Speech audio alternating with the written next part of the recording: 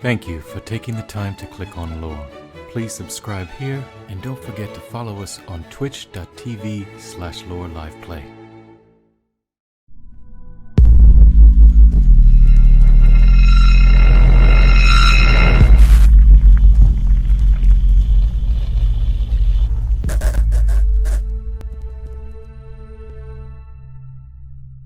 The province of Talantis, a lush landscape almost untouched by civilization. A prime example of nature thriving, domineering the slow-growing settlements on its fringes. It is here that something new has begun to take shape. Creatures not native, nor natural by evolutionary means have made themselves known to curious outward eyes. Curiosity, however, should be shared with a side of caution. These creatures show much aggression, are exceedingly territorial, and have presented themselves as a problem for many. But maybe not for a few whose paths have yet to be determined. Whether or not these individuals walk the paths that will be presented to them, Events will unfold as they will. No one is ever appropriately called to action, but these few Will have a hand in uncovering the guise of of these these new new untamed untamed beasts.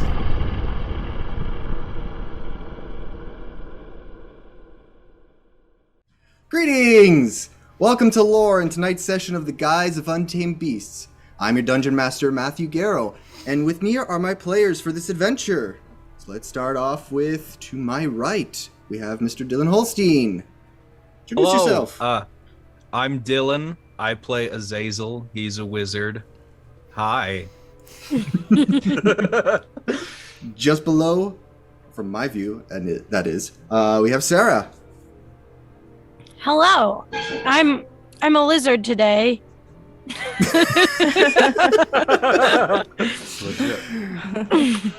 Perfect. Nailed below me, we have Ryan. Hello, I am Ryan Kay. I play Zoral, the tree speaker. Just below, next to him, we have Kayla Pitts. Yep, I'm Kayla Pitts, and I play L.O.R.E. And to my left, right, I don't know, next to me, we have Mr. Chris Ferguson. Hey, what's up? I'm Chris Ferguson. This is weird for me now. Hi. I play Trovic, the barbarian that thinks he's an orc. Yay. Wonderful. We'll get good at introductions someday. Someday. The last session. We'll nail it. We nailed it, guys. That wraps up this campaign. Hey. Awesome work, everyone. But before we begin, I'd like to talk about Extra Life. It's a program for local Children's Miracle Network hospitals to help raise money through Twitch and the gaming community. We have linked up with Penn State's Children's Hospital with a goal of raising $500 in donations this year. How do we do that? Through natural ones. For every natural one rolled, you will hear this sound. Oh shit!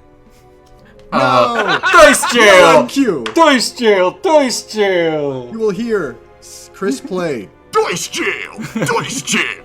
And I'm sure he'll chime in at some point with that. I knew I was forgetting something. And maybe You will one also oh hear shit. oh shit. Oh shit! That too. Yeah, probably. But It's him doing it, yeah. when you hear that sound, when we roll natural ones, you can donate $1 to match, and at the end of every session, we tally them all up. Anyone can donate the total ones we rolled, or more if you're feeling generous. Simply follow the link below in our About section and click the Donate button to help. All donations go directly to Penn State Children's Hospital. Next up, let's talk about our informal sponsor, Foundry. Foundry is a virtual tabletop application built for experiencing multiplayer tabletop RPGs. The Game Master, or GM, uses a feature-rich and modern self-hosted application where their players connect directly through their web browser. It provides a powerful framework designed to be customizable and developer-friendly, utilizing powerful tools to help tell immersive stories and create memorable moments for the group. To date, it contains support for over 150 different game systems such as Dungeons & Dragons, Pathfinder, Warhammer, and Vampire the Masquerade, just to name a few. And over 1,000 custom add-on modules. each one created using the ideal systems and add-ons provided to bring a unique gaming experience for each group, none like any other. The developers also have an interactive community on their Discord server where they answer your technical questions, provide release updates for system packages, and upcoming community content. Best of all, this can all be acquired with a one-time purchase, without subscriptions or feature gating. If this sounds like a product that can greatly enhance gameplay for you and your gaming table, then go check out their website at www.foundryvtt.com for all their details. And if you want to see Foundry in action, you can check it out here during tonight's session, or on a New Horizon hosted on Thursdays at 7 p.m. Eastern Standard Time. And if you want to join in on the lore, then you can link up with us on any of our social media platforms through Linktree. That's linktr.ee/loreliveplay. Lastly, Chris has some merchandise he would like to show us. Alright, let's see if I can get this to show up. Hey, what's up? I got bumper stickers. We have bumper stickers. Ooh. And buttons. Button swag. Ooh, button. Cool. Yes. So Ooh, you button, can nice. buy them individually, or This- you can buy them together for $9. Welcome to the HSN portion of our L.O.R.E Dungeons and Dragons campaign tonight. Yeah. Mm-hmm. Well, that's it for announcements, that's it for merch, and for anything else that needs to be said and plugged. So let's get into tonight's episode and session. So last week, the group started off by taking on a job to venture into the Tyranny open fields as temporary bodyguards. They were to protect a few individuals who were harvesting ingredients for the local taverns to create more alcohol. While traveling through the Tyranny open fields, they did encounter a few incidents with some sturge, a pack of wolves, and where we left off was a large lion-like creature with a humanoid face, draconic wings, and a large scorpion-like tail.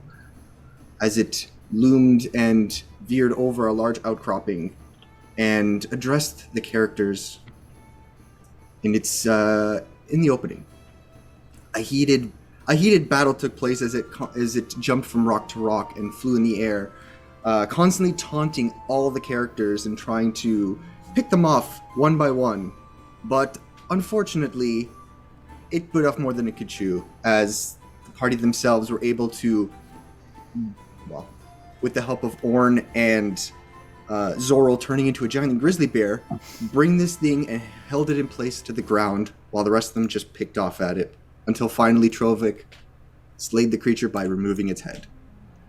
A bit of investigation took place around the area, as Azazel and Zilri were looking for a few clues, something to kind of help them understand the rumors of these new creatures that have been popping up and creeping up along the country itself. A bit of a heated discussion between some of the players themselves, or some of the characters themselves, as disposing of this creature's body were dealt in different ways. It was a bit of a awkward long walk back, as Trovic decided to take the head with him. Upon returning to Semyaza, it drew a lot of the eyes of the people and the guards of town, as Trovic was happily carrying this disgusting-looking creature's head. While everyone else decided to venture to one of the taverns for a nice relaxing drink and break, Trovic, along with his Leonin companion, Doxia, returned to one of the blacksmiths that granted him his his great axe, and offered up as a trophy. They were stopped in town by the guards themselves, who immediately questioned his whereabouts and what their purpose of this head was. Escorted them to the blacksmith. The blacksmith reluctantly accepted the head as a payment and trophy before Trovic and Doxia were escorted back to the bar. There, they shared in conversation, drinks, got to know each other a little bit better, though a lot of back and forth conversation, some good, some bad, some shots, a few insults, a few praise, until finally they all were a little too inebriated to continue onward. They were paid well by Marugame, the proprietor who hired them on the job, and they returned to Orn's commune, where they took a long-needed night's rest. You all sleep somewhat uncomfortably, except for Zilri. Zilri, you seem to wake up the following morning feeling quite refreshed. Now, maybe Orn. Orn, this is your home. You're kind of used to just lying about. But the rest of you who are not so much, it's kind of like a stiff feeling in the morning. You might have to stretch a bit, but it was a well rest needed. While packing up your things, Zilri, you do find in one of your bags a small, maybe about this big, velvety black tome, journal-sized. It catches you off guard for a moment. You open it side to the cover, and you see scrawled in a very elegant-looking script. You might need this to help you with what you're doing. Try not to lose it. And after you read it, eventually the text evaporates into thin air, leaving as though it was never even there to begin with. You kind of flip through the pages. It seems blank for the time being. You do find in the center a very crimson-looking bookmark attached to the top of the binding. You close it. Stuff it back in your bag. But for the rest of you, what would you like to do next?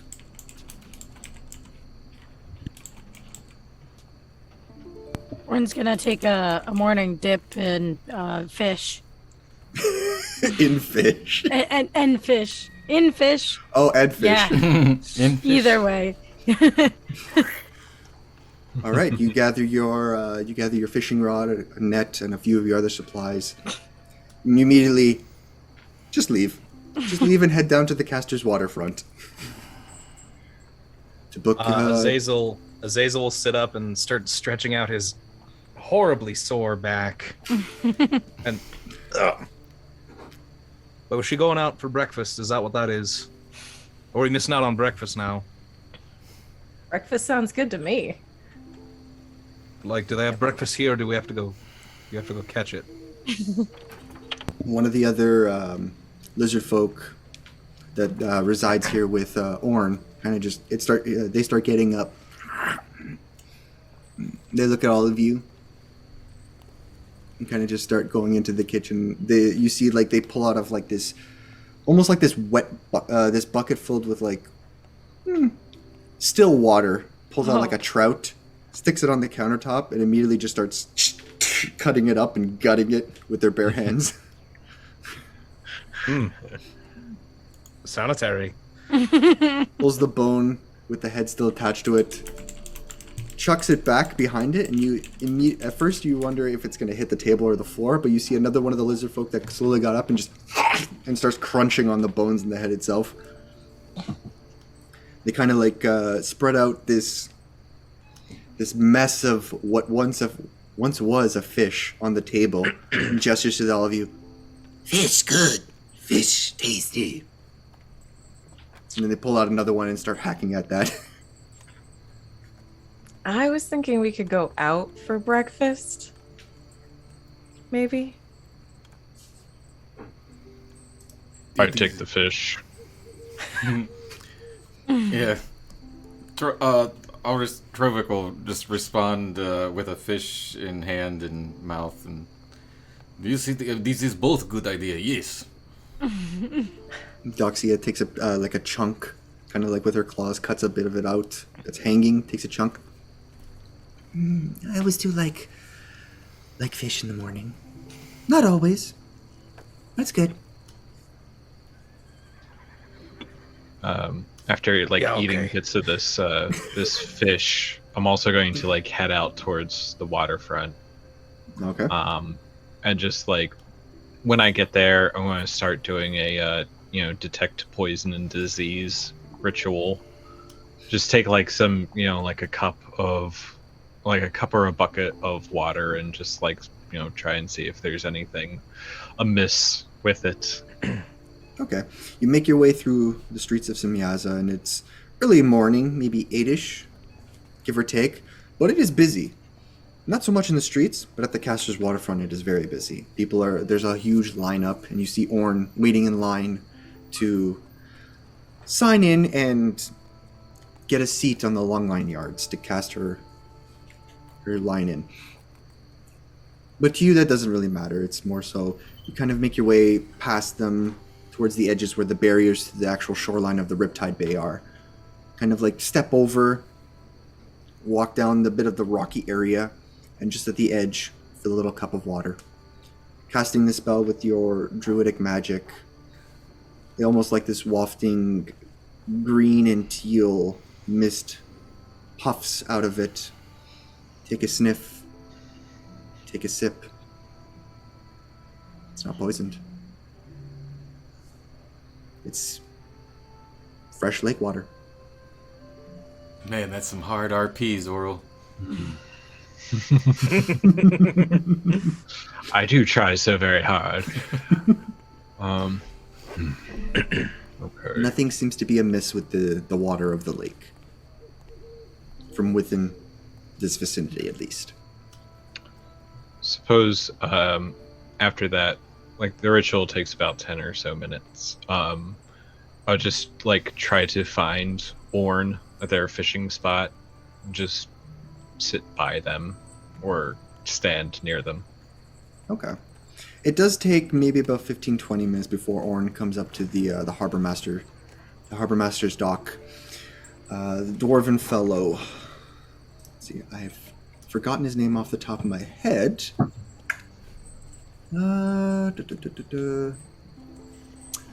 Kardec Shallowsands. So a bit of a portly dwarven man. Orn, you know him as an individual. He doesn't really talk too much to the people themselves. His usual lines are, "Pay. All right. Take this number, go to that one. Pay. All right, take this number, go to that dock." And he gives you a seat number. You walk with Zoral at your side for a good 5 minutes down these long dock lines, which to you you're familiar with. But Zoral, this is a little odd that this outstretch of dock, not only does it go slightly upwards over into the lake, but very far in, until finally Orn reaches a spot where you see a bit of a seating area, and you can see it's a fairly thick dock itself, and you see various other fishers sitting within like a secluded section almost, where they're casting into the waters themselves. Some of them have fish nets or carrying cases for their catch. Orn takes a seat and reels her line in. When does Orn get to swim with the fishes? You want to jump in instead? Yeah. All right. Capiche? You sit for a few minutes, kind of like, for you, you know, it's like you have to, without getting into too much trouble, you usually have to at least spend a few minutes making it look like you're trying to fish. You pull back your line, put it down, and immediately just dive into the water. Oh, yes. I will say, make a survival check for me. Oh my god. Okay. Let's see. I rolled a 10 with my dice, and survival. I got a +0 on that, but it's my proficiency, so 12 altogether. 12? You dive into the water and it's cool. It's cooler than it is in the morning. It's not as muggy or humid today, but it is still permeating a bit. Dive into the water's cool on your scales, and you see like small schools of fish. As soon as you immediately splash in, disperse, swim all crocodile-like through the water, and you end up catching about 3 small little, maybe about this big, trout. Just you bite onto one, claw onto another, and dig it into your claws, and you kind of just hold them in one hand, and then swim your way around. And you come back. Now here's the downside of always jumping in. Zoro, you see Orn dive into the water and kind of just disappear for a few minutes. And then eventually they resurface, holding what looks like 3 trout within their claws. But this is like 50, 60 feet down from the docks themselves. You look Oh, right. Oh, well, I suppose I'll meet you on the shore. I don't have anything to help you, but you never needed my help anyway. So, I guess I don't know. If Orn is like swimming back to shore, I'll like walk along the dock back to the shoreline. Save a fish on my finger for Zorl. When I get out, it's just in my claw.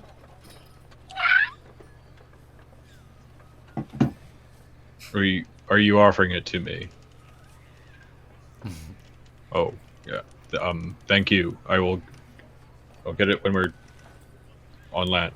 Thank you.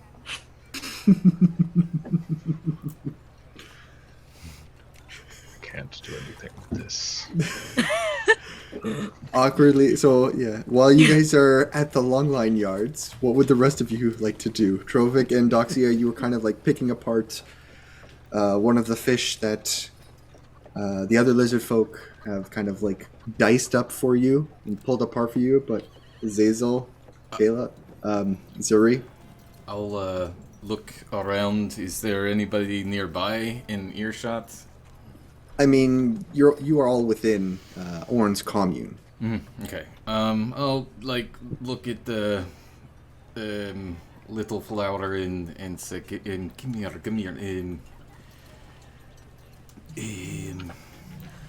Trovik have weird feeling in stomach. Does it hurt? It is a kind of weird hurt, yes. It started right around when Trovik took piss on Beast and Zoro did not like. That's weird. I don't know. Normally, Did you- Trovik feel fine and bash Zoro You didn't- over head, but I wasn't there, but did you eat any of that weird monster you guys fought? no. I mean, maybe Orn, but no, not. I don't know. Maybe you have to use the bathroom? I told you, Trovik no eat meat. I don't know. Just feel weird inside about conversation with Zoro. We don't know what Maybe what I'm it's- feeling. She thinks for a moment. Maybe you feel bad? You feel bad that something in the conversation you had? No, that can't be right. I don't know then. That's We'll talk about this later, but okay. Just maybe you have to go to the bathroom. yes, maybe I will try. I will go around and try to find a squatting hole. Yeah, there is like a place to relieve yourself within the house itself. Okay. While that's all happening, I'll lean over to Zilri and I'll just say, "Is there like a decent spot to get like some edible breakfast around here?" Man, I hope so. And I'm just like watching where Trovik went off, and then I look at the remains of the fish on the table. I want to make sure that my book is secured to my person, and then I take out my quarterstaff. You want to try to find somewhere, or should we wait for the big guy? I feel like he'll be gone for a little while. You might be right.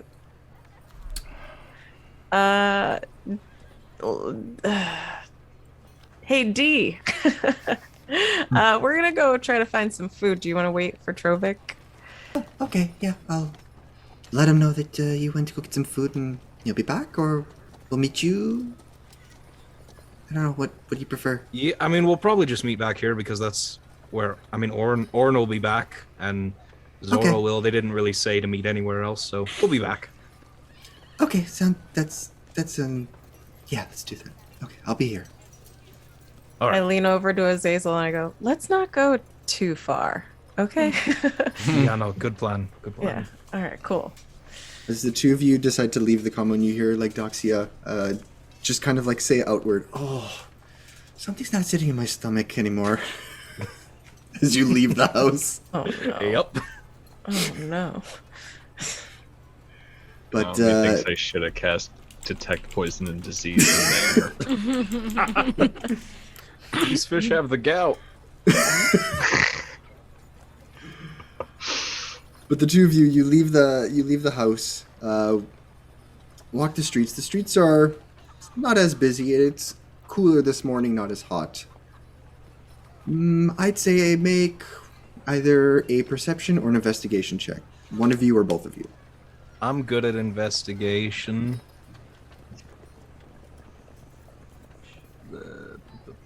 Must be a gator. Yeah, I don't have. I'm not good at either. So. Sick. 9. Gator's gonna gate. You're walking through the town and you ask a few people around. A lot of the buildings themselves look fairly similar, or at least built the same way. You pass by a few of the taverns. Part of you thinks, okay, it's an option, but let's see if we can actually try to find a restaurant. You ask around, everyone points out, oh, I like this, or oh, go to this location. They've got some fresh seafood ready for you. Or, hey, this place, they have some chicken, but, sometimes it's a little undercooked depending on if the owner likes you or not. And you kind of circle back around and decide the tavern's probably the safest bet.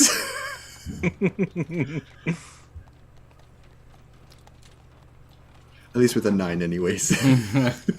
Dude, I don't think I've rolled like above a 10 on Foundry. I think you have. I think Can you my have. dice doing be that, can then. my digital dice be cursed? Is that a thing? It is possible. I roll poorly with real dice, but I roll fairly well with digital dice. So Yeah. the inverse could be for you. All right, we go to the tavern. So the closest one nearby, we'll say it's the Banshee's Whale. Sign of a little chibi-looking banshee riding a smiley whale on the wooden plaque hanging above the door. Yes. Yes. You go inside and it's surprisingly not busy, considering the last few days that at least the two of you have been here. It's been either full or jam-packed. But there are at least a couple dozen of people sitting about, talking, drinking, surprisingly eating decent meals. Seats are Yeah, I available could for go you. a decent meal. Me too. Do you want to grab a table or sit at the bar? Well, let's get a table. It's not very crowded. Easy enough. There's plenty of tables available. Take a seat, and then it's actually empty, so it's just the two of you. It's not other people you're sharing with. One of the staff members comes over. Good day, good day. Can I get you folks anything? You looking for drinks?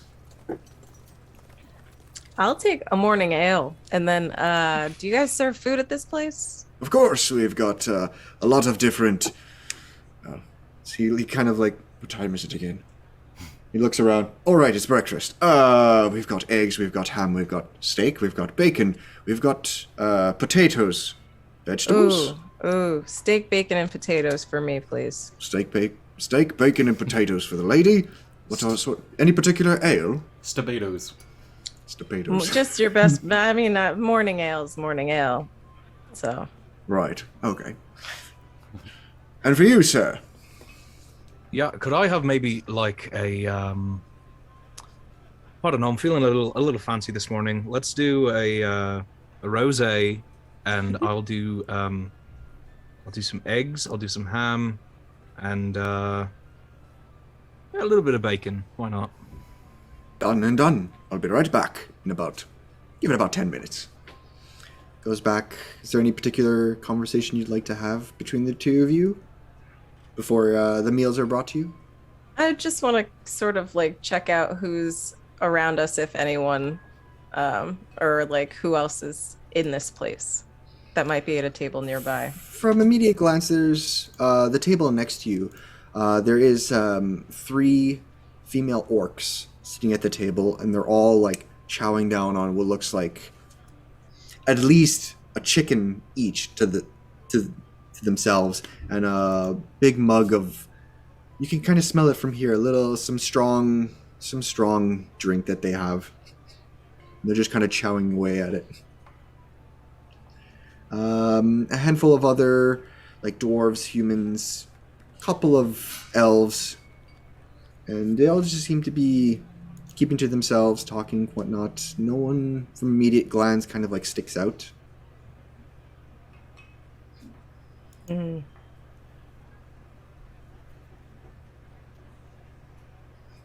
But No. no. Okay. Are you trying to look for someone in particular for a particular reason? No, I was checking out the surrounding area. You know, seems- I don't like to be the first person to talk, so I'm like waiting for Azazel Okay. to say something. Just looking Okay. around. Well, if Azazel doesn't reciprocate any sort of conversation, Feeling incredibly awkward in the stifled silence, Azazel finally like, so what exactly were you doing before you met up with this group? You know, a little of everything. I've traveled a lot of places, for work mostly, for trying to keep a roof over my adoptive parents' heads.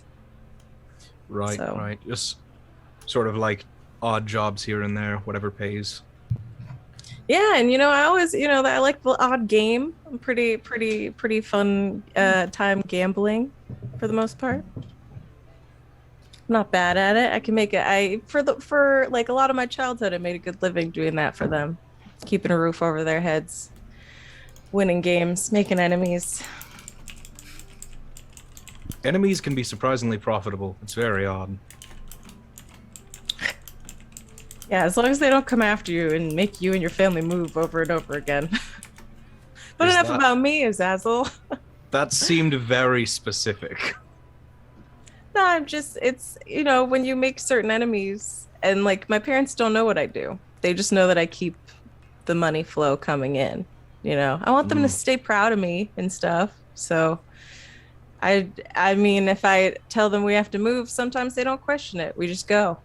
And then I have to worry sometimes if I'm out on another job, if somebody from a past job is going to go after them. So it gets, if I'm a little frantic in the mind, that might be why. But you seem to have come to this place with like an entire quest that you need accomplished. These beasts, do you need to find them for a certain reason? It was something I was assigned to do. I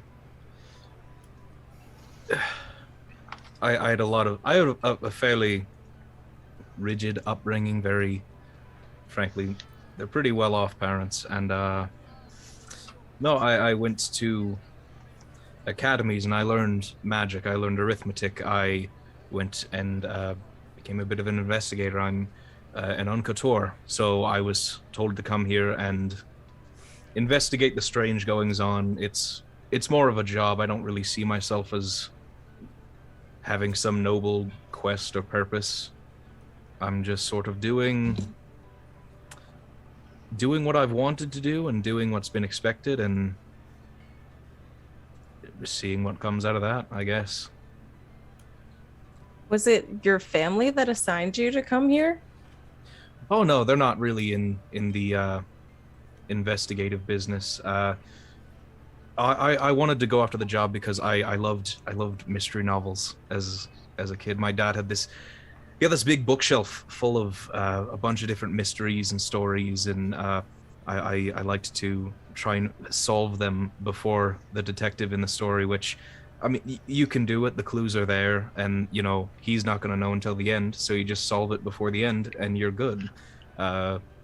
But yeah, and that's just sort of where that all started. It's really the only thing I'm any good at. Well, if it's any consolation, I think you're doing a decent job leading this band of misfits. Well, sure.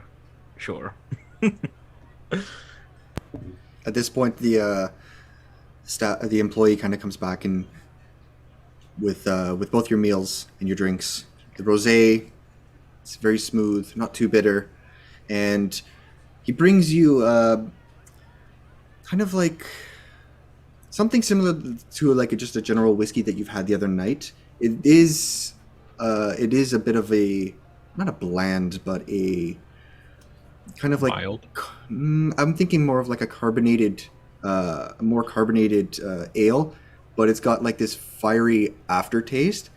It's like, this one will really wake you up in the morning. And it's surprisingly, after the whole like rush of, oh, it's like, oh wow, that tastes like maple syrup.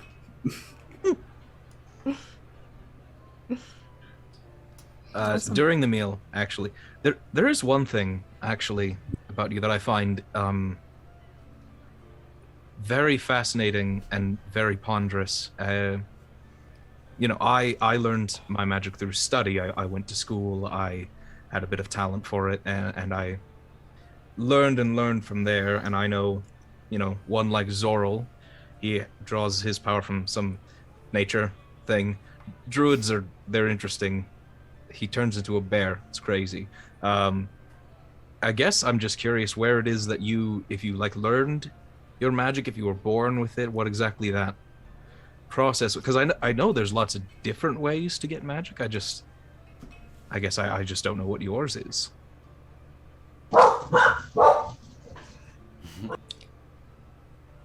You know, Got their dog in here. That's weird. Anyway, Typical tavern dog. Get that mud out of here! you know, I don't normally talk about it with people, Azazel. Honestly, I don't you tell don't people. have to talk about it. Yeah, Yeah. it's all good. I was just curious. I've had it for a very long time. Yeah. I'll tell you that. And when it came in clutch when I needed it. So I feel like I don't remember a life before it. And sometimes I just like this morning and I like tap wherever the book is hidden on my person. Things just come to me and I don't question them, you know? Like most of the time in the universe, things work themselves out for good old Zilri. So I just let things happen. Yeah, I mean, if the world seems to favor you a little bit, there's nothing wrong with just letting the world favor you a little bit. That's how I like to think of it. Yeah. But yeah, I understand and not really remembering life before you were able to do things. Like you can sort of do things that not a whole lot of people can, and it's trying to remember a time before that is like trying to remember what it was like when you could only crawl. You know, I always remember walking. I always remember being able to do things. I wasn't always very good at it because I had to read. I had to read a lot. But yeah, I get that.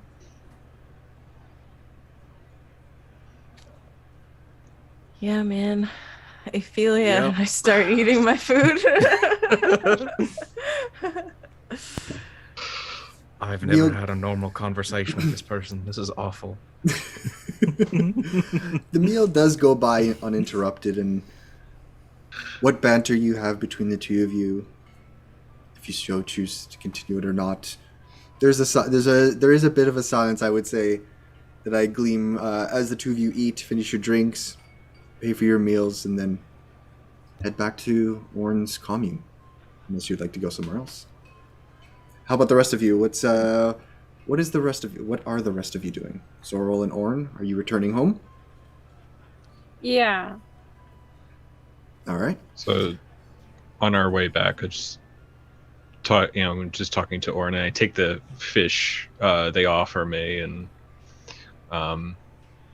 Orn, do you like these people that you found yourself entangled with.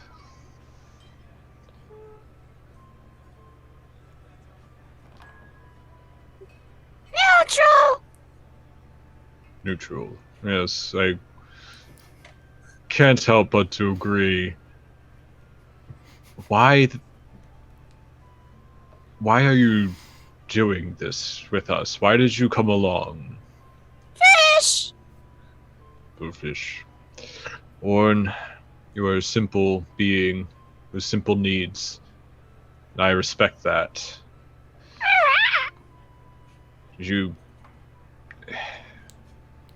I guess if we find go out looking for more of these creatures, you would come along with that too. If there were more fish. Okay. Mad respect! Respect. Indeed. It is important. Almost as important as fish. A home. And you like your home in these walls? No! Is there some place you'd rather be?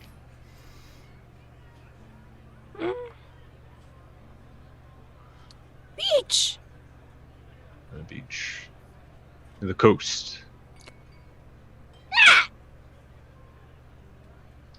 Maybe we can find you a better home. Alright. Okay, well this fish looks great, but I need to scale it, so let's go back to your house with your family?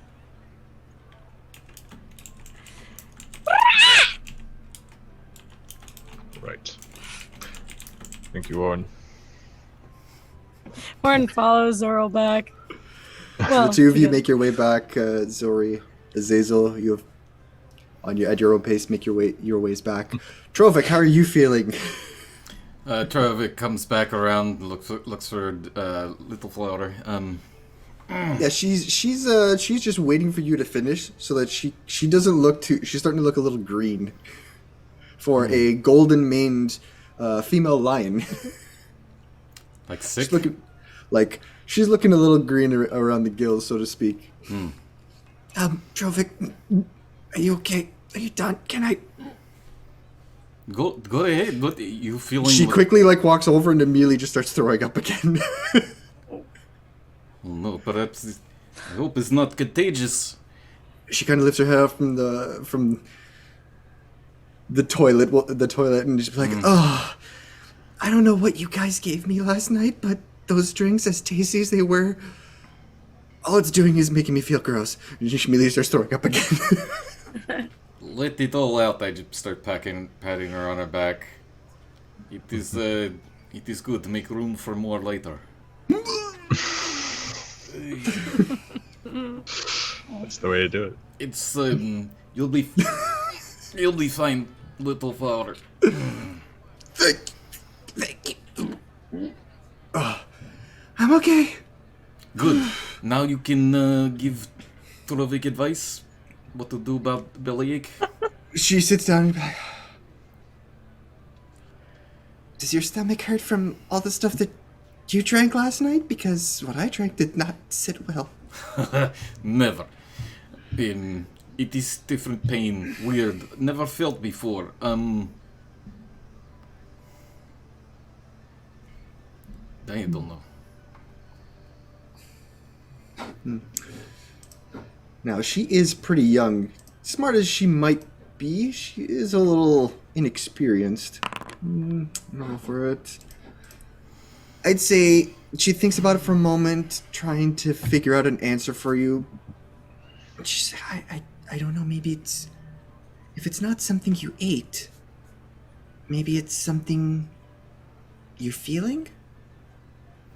Like a gut feeling? An emotion? Okay, You feel angry? Sad?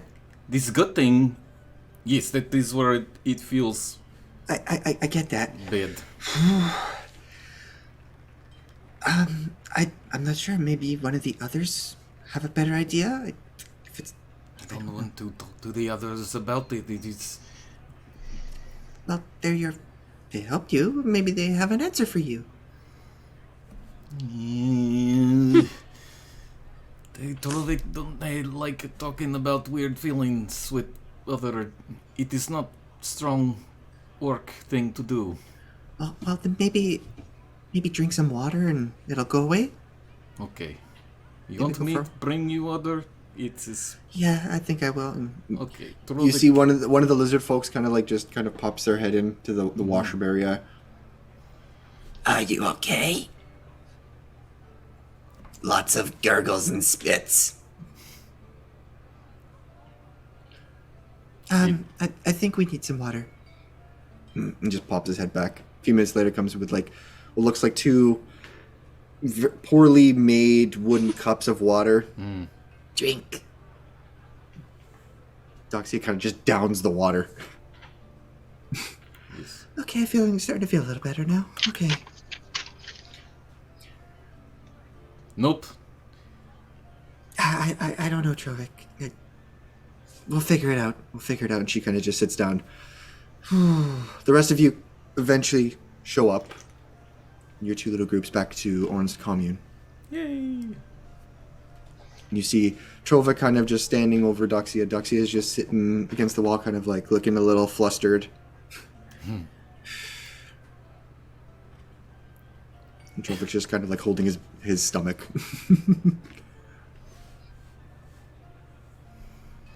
One of the lizard folks walks over to Orn. Spits and gurgles. Upset tummy. Orn looks concerned, pops its head in and sees Doxia and Trovik in the bathroom, and decides to go get like a tea to settle her tummy from the store. Okay. The tea store. Easy enough. There isn't really a tea store, but An there herb is like store. there is a location where you could buy like general herbs that you can kind of Yeah, Orn's pre-prepare gonna get yourself. some herb for your girl. If time goes by, come back with the herbs, boil some water, serve it up to her. She drinks it. She immediately already starts kind of like some of that bit of coloration, though she's completely covered in fur. You do see a bit of the sheen in her fur kind of like return to its natural golden yellow, as a more of like from a faded slightly in her face. Is there anything the rest of you would like to do? Or anywhere you'd like to go? I make weird eye contact with Zoro. Like, Or you think that I would even look at you? Oh my god. Damn. The room just gets colder. Trovik doesn't even know how to smile, so it is... While Trovik is trying to look at me, I'll say, Azazel, what are our next steps? To find more of these creatures? There was someone who said something about another one. Some other of the many bars in this town. Yeah, there's quite a lot of bars. We got that shady human-looking fella from the bar the other night. He said he was. We should go to the low tide downtime and speak to Ty. A lot of I sounds in that whole phrase. Anyone familiar with the low tide downtime? Is that? Orn, would you be familiar with that, being a resident of this town? Orn really just spends most of their time in the lizard folk bar. I know it has another funny name. So that would be a no. Slippery fish. The serpentine turpentine. The Orn hole. Oh god. I'm gonna say, Sorry. Zilri, make a make it just a charisma check for me. Roll a d20 and add your charisma modifier.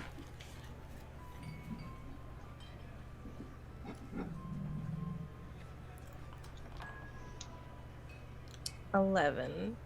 11? It doesn't sound familiar.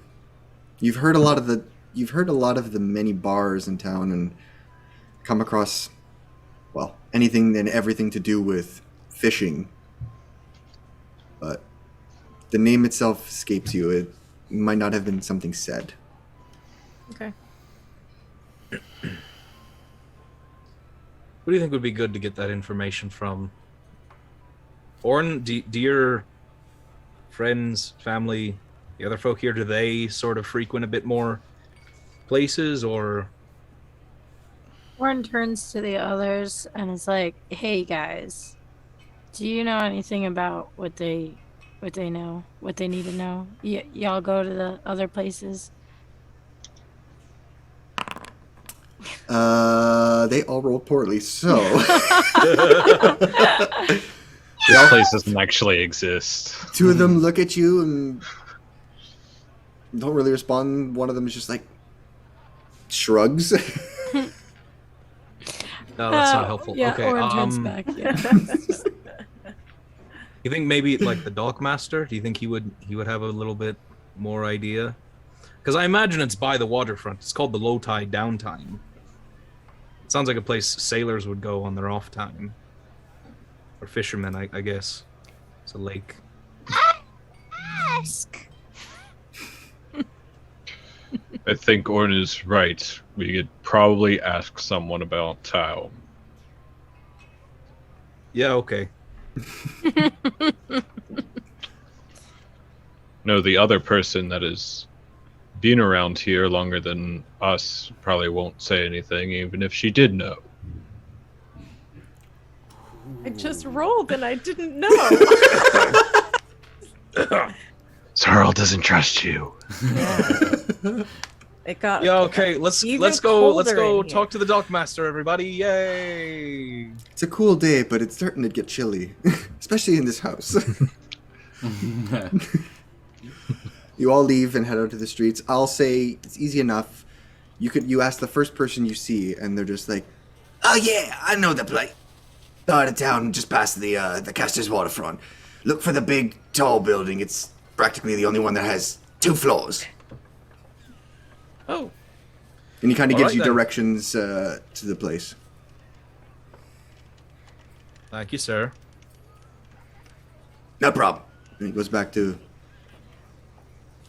what is his business.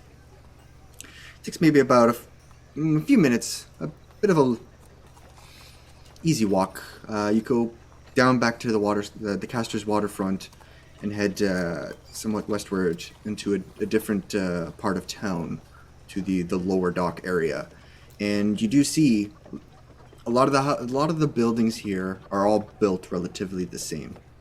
Hence the slight confusion. The only thing that really stands out are like the signs that say whether it's, this is a blacksmith shop, or this is a general store, or this is a diner, or the tons of bars that kind of like are on every corner of the street, of all streets.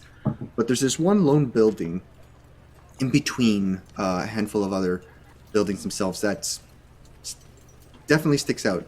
It's taller, made completely of stone, not so much a combination of like the stone base and then bits of like plywood and the sheet metal that the rest of the town buildings are.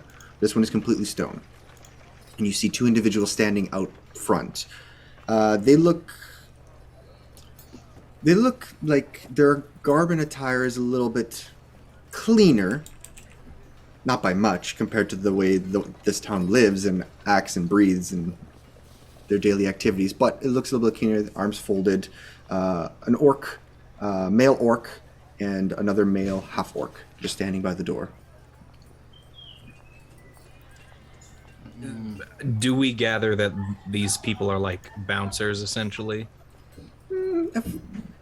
Most likely. I would say it's an easy enough kind of like, okay, these guys are here to make sure there's nothing sketchy going on, maybe. Okay. We're all together? Mm-hmm. Do you remember who we are looking for here? Yeah, his name is Ty. I would start with that. Yeah, all right. Oh, You want hold Trovik on. to speak to Trovik kind? Before you say anything, Azazel, come here. Yeah, okay. All right. I put a big meaty hand on his shoulder. Actually, I just put both of them on both of his shoulders.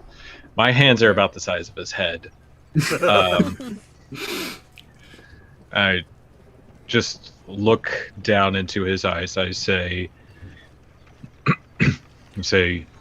you know what you're talking about, and they will know what you are talking about. Be confident.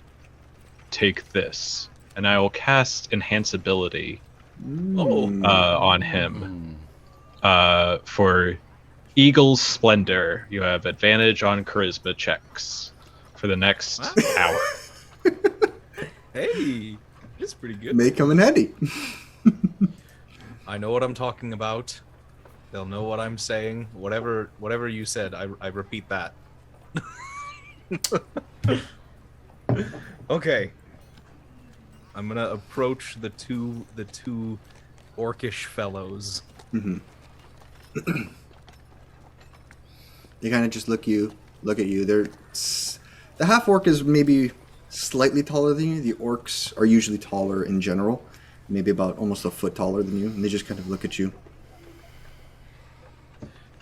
Good morning. Me and my friends here, we were hoping to find contact with a man named Ty.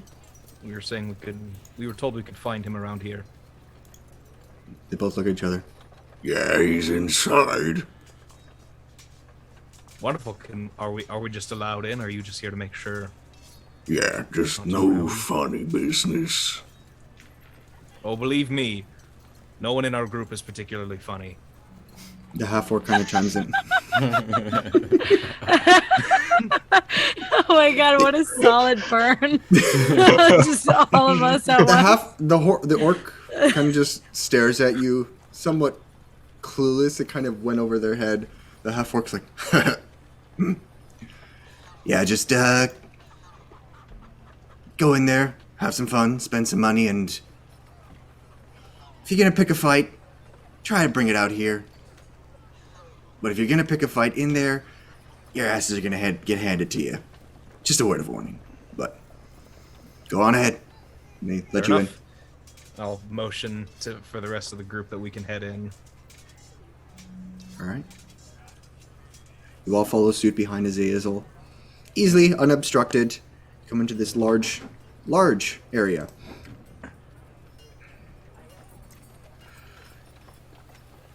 It's one of the larger establishments in town. There's a huge bar that goes from one end of one wall to the other, with a series of what looks like tables upon tables upon tables. It's loud. There's a bit of like smoke and haze from people smoking at some of the tables. You hear like laughter and clambering, some yelling, and it looks like everybody is playing various assortment of games, whether it be dice games, card games. There are a handful of individuals that are kind of like walking around. They look like general staff, waiters, serving drinks and bringing them to certain tables and certain individuals. Similar individuals like the orcs outside who are kind of like standing and some of them roaming, watching all the games and all the people that are kind of moving about. Generally, you get the vibe this is like a casino. Is there like a what's the word I'm looking for? Whatever the casino equivalent of like a host is. It looks fairly open, but the group of you just standing at the door, just taking this all in. One like half-elf male, kind of like short. Hi, welcome to the Low Tide Downtime. I can help you find a table if you're looking to play certain games. But in the meantime, is there anything I can offer you? I can bring you drinks. And I'm at your beck and call, as you need. Okay, yeah, table would be nice, just because there's quite a lot of us, but the main reason we're here is we're looking for Ty. We were hoping we could speak with him. This half-elf male kind of like taken aback for a moment. All right, is this business related? Well, it's probably not pleasure, so yeah. All right, I'll let him know. Just wait right here. And he kind of trails off. You follow him. He didn't laugh. We're not funny. You see him walk through some of the tables to the back, the bar area, and you see he begins talking to what looks like similarly dressed to the rest of the bodyguards or other members that are keeping an eye on all the games. You see like this human male, kind of like soft tan skin, wearing like a long beige like robe. And he's kind of like hunched over the bar, drinking, talking with one of the bartenders. He goes over there and he starts, you see, speaking to him. He looks kind of like, looks back, sees you all at the door. And he's just like, yeah, and he gestures to the attendant to send him over. And he kind of like downs his drink, puts it down, kind of like stands up straight, fixes his robe, ties it a little bit. The attendant kind of rushes back over. Yes. He's willing to speak with you if you need him. So follow me. The attendant brings you all to the back of the bar, near the back of the bar area, where he walks over, sits down at another table with two others that are sitting there. You see a half-orc male, rather handsome for most half-orcs, with an not necessarily an eye patch, but a bandage across one eye, or like a cloth that's wrapped around his head, dark blue, wearing with a few nose piercings, kind of just sitting there, talking to another half-elf male with long blonde hair, kind of like covering most of his face. And they're kind of talking in hushed tones. The man sits down. Please, Ty, these folk would like to speak with you. If you need anything, just I'm available. And he kind of scampers away. If at any point we walked past any tables where games were going on or gambling, if there were like 3 or more tables, you lost me. I was at one. Every table. Yeah, figured. Every table. So I didn't is make it to no. that. So you immediately see this, and I imagine I saw Zilri just kind of like go off, and I was like, Oh. "Yeah, we literally just talked about how this was her thing. I'll let her have it." So I will come back to you momentarily, but for the rest of you, you see these 3 individuals sitting at the table before you. There's the human male, the human half-orc, and the half-elf human. They all kind of just stare up at you.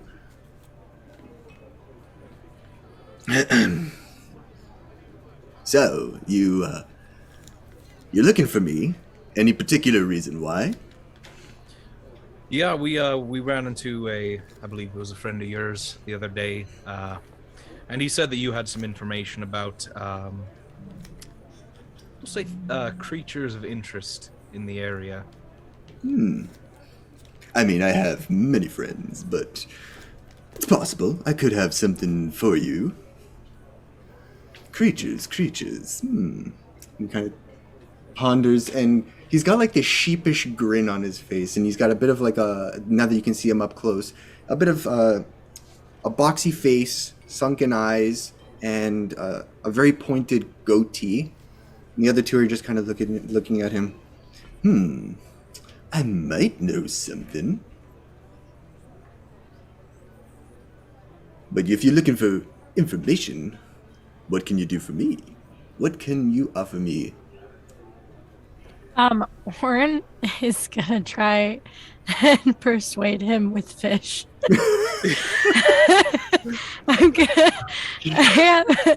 With my new level 3, I've got this thing called the. I've got Fish these special persuasion. dice. So I got superiority dice. Nice. And I got. And I. Are you talking about because I looked at it earlier, commanding presence?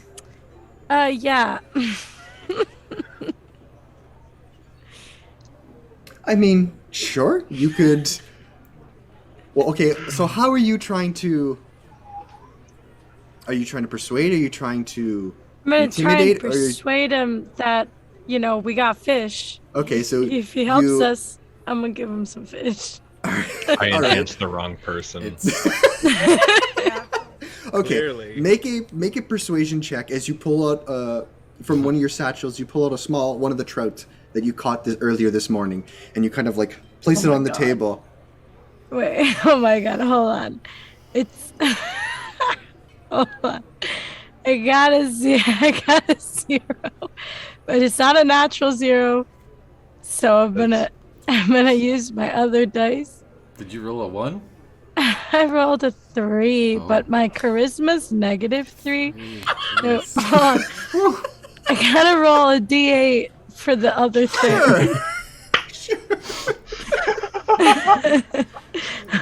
This is great. I love Rolled a this. 3, but my charisma. Orn's like, I'll do the talking. Yeah. Okay, let's see what this does. Okay, I got a solid 4. So your total 7, if I understood that correctly. No, it's 4. Oh, 4. You pull out one of the small trout from your bag that you caught this morning, and you just place it on the table and push it forward, and kind of like attempt. Now, lizard folk are not ones that understand emotion, nor can positively present it. So you kind of like do this very toothy like. And the three of them kind of look taken aback and just like. Immediately, Ty begins laughing. Oh, that's rich. I mean, I did skip breakfast this morning, but it's not quite what I had in mind. Yeah, no, okay, so as tempting as that offer is, I'm sure. I was thinking more, we've got a few capable combatants, if you need help with anything that's needing fighting. We have gold if you're a simple man with just a need for gold. Oh, I mean, everybody likes gold.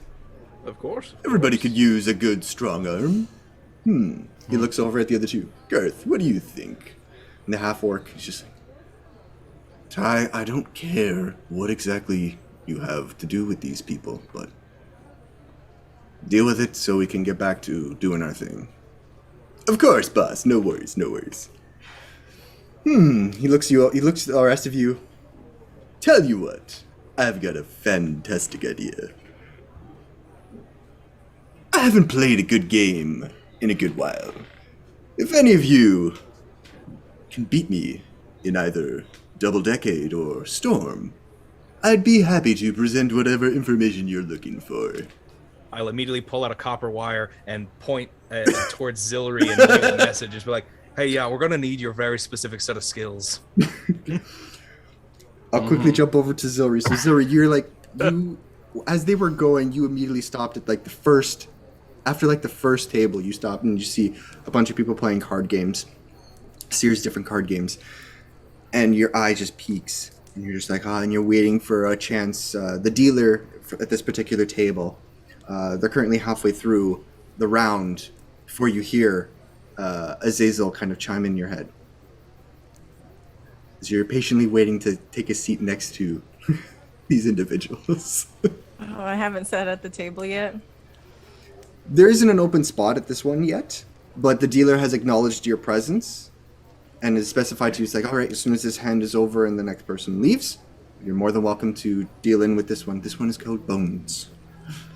Well, since Azazel got to me before I started a game, I'm gonna head over there and be like, all right, what are we playing? What's happening here? You see Ty kind of like, oh, hello there, fine lady.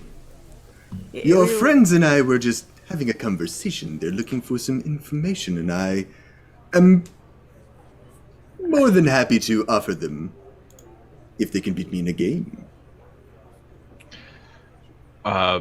As he is talking to Zilri when it comes over, can I lean down to Azazel? Because I'm sort of like sitting next to him and like nudging him, just be like, come on, talk. But I want to like lean down to Azazel and sort of like whisper in his ear, it's just like, he is not the one in charge. So why are we speaking to him? Yeah, I don't know. This is a really weird situation, but I think Perhaps you should bring it up. Yeah, I'll do that. So, Ty, before we get going, I'm sorry. Did he say what the half-orc's name was? Girth. That he called Called him by Girth. or Girth. Girth? Gurth. I'm sorry, but this fella Girth, you called him boss? Are you not in charge of this? Oh no, I'm one of the enforcers here, along with Yordi here. The half-elf voice. I am Yordi. Nice to meet you all. Hope you have some fun. Yordi.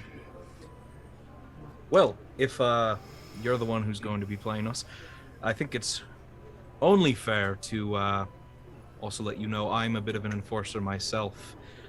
Oh, really? And I'll flash the Ankator pin, and I'll say, yeah, and I plan to keep a very close eye on the game. You're more than welcome. And then Girth kind of chimes in. Listen, officer. You don't have anything to worry about here. The Coutelier frequent this place. Everything is by the books, so there's no need to worry about that. I guarantee everything's up on up. But if your business here is with Ty, he looks at Ty, just, if you're gonna play games with these people, make it quick. No problem, Girth.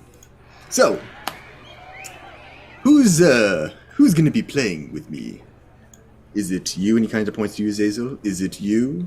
And he kind of points to Zoro. Is it you? And he points to Orn. Looks at Trovik. I'm not sure what you are, but you're large. And then he kind of like, or is it going to be you, my dear? Ugh. He's slimier than a fish. I can't say I'm a fan. I like stamp my quarterstaff on the ground and say, "Can we just start the game already?" I'm like getting this weird itch because I haven't been surrounded by gambling. Her attitude. Tell you what, dearie, I'll let you pick. Double Decade or Storm. Have you played either of these games before? I don't think that I have. Okay. And he'll kind of briefly describe it. So Double Decade is, you get 3d8s, and using 3d8s, you have to roll to try and get as close to 20 as possible. For Storm, it's 3d6, and depending on what you roll is what you score. Usually you have to roll doubles, triples, or a consecutive number of like 4, 5, or 6. And then depending on which one you want to play, I can give you more specific rules. Oh my god, this is so cool. There's a real gambling game in the game. Yes. I'm incepted completely. Yeah. It's almost like I prepared this just for such occasion.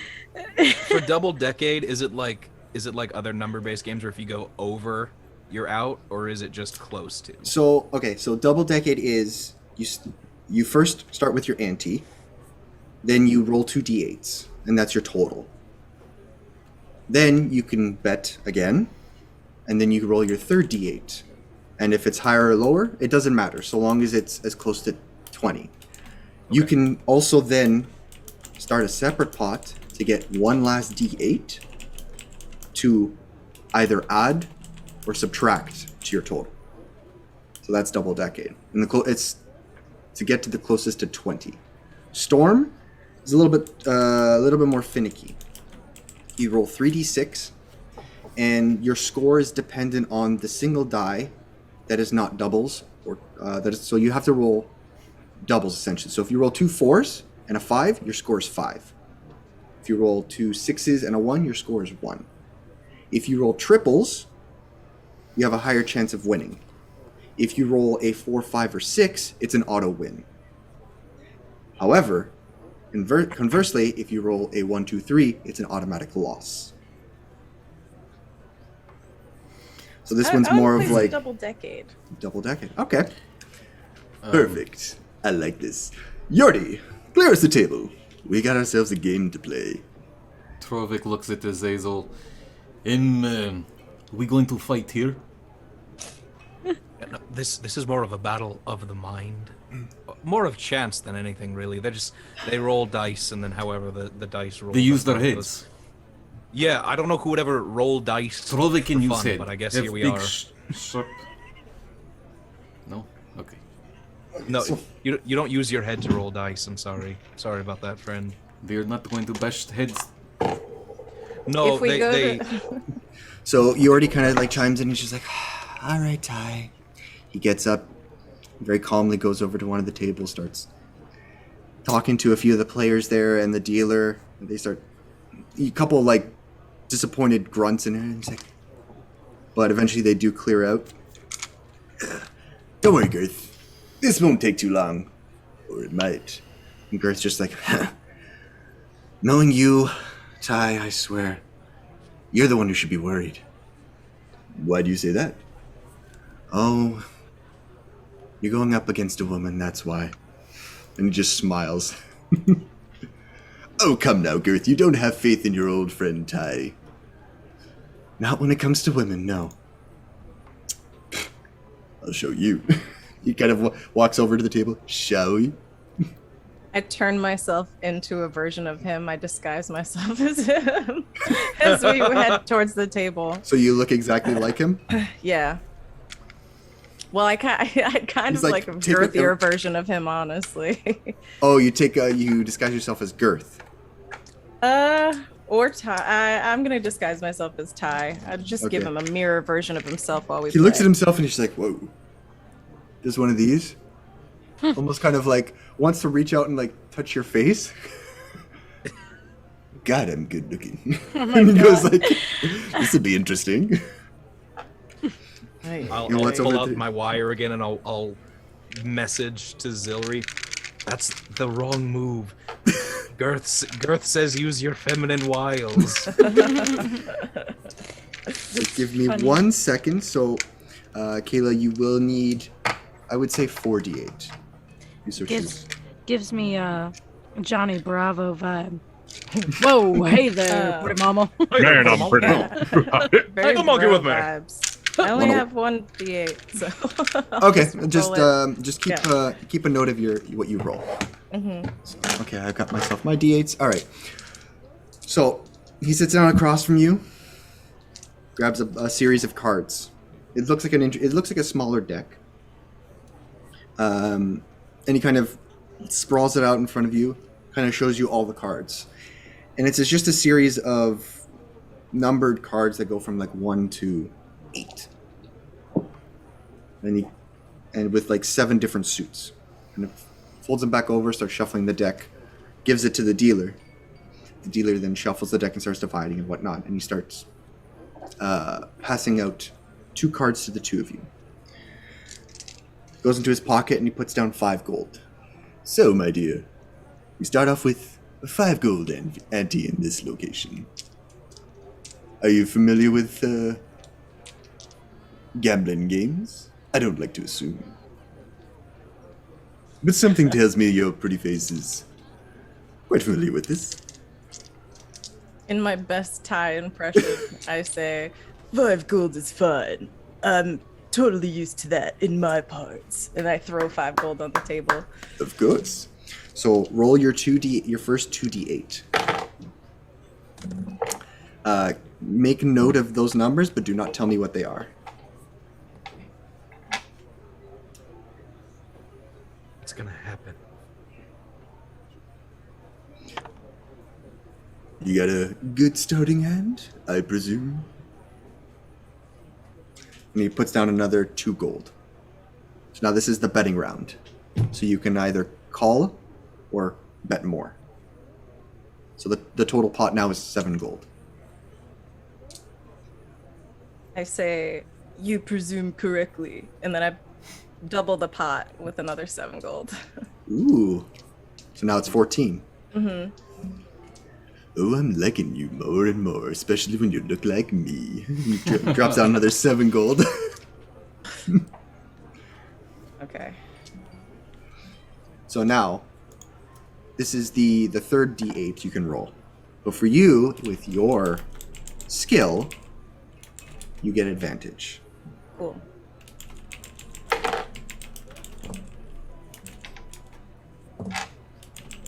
Cool.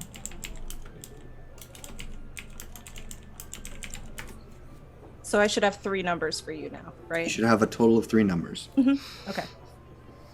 Then he kind of leans in, and he's just watching with a big goofy smile on his face. The dealer kind of chimes in.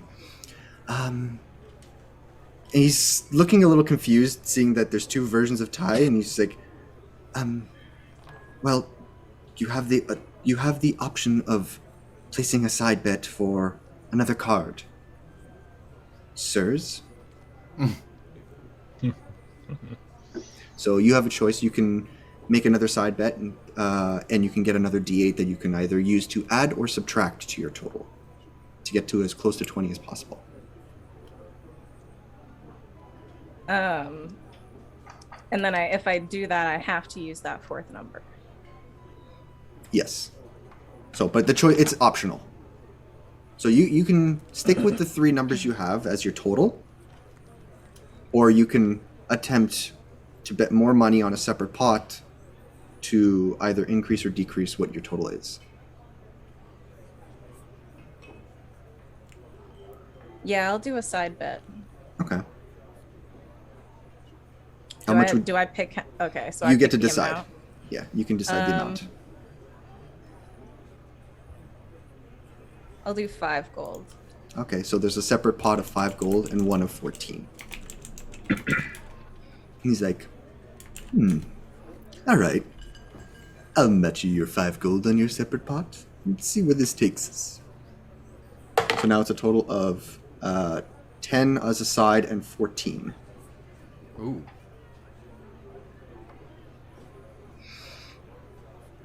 Cool. All right. So you have your totals? Yeah, I have 4 numbers, right? I have to add together or use that 4th one however I want. You kind of like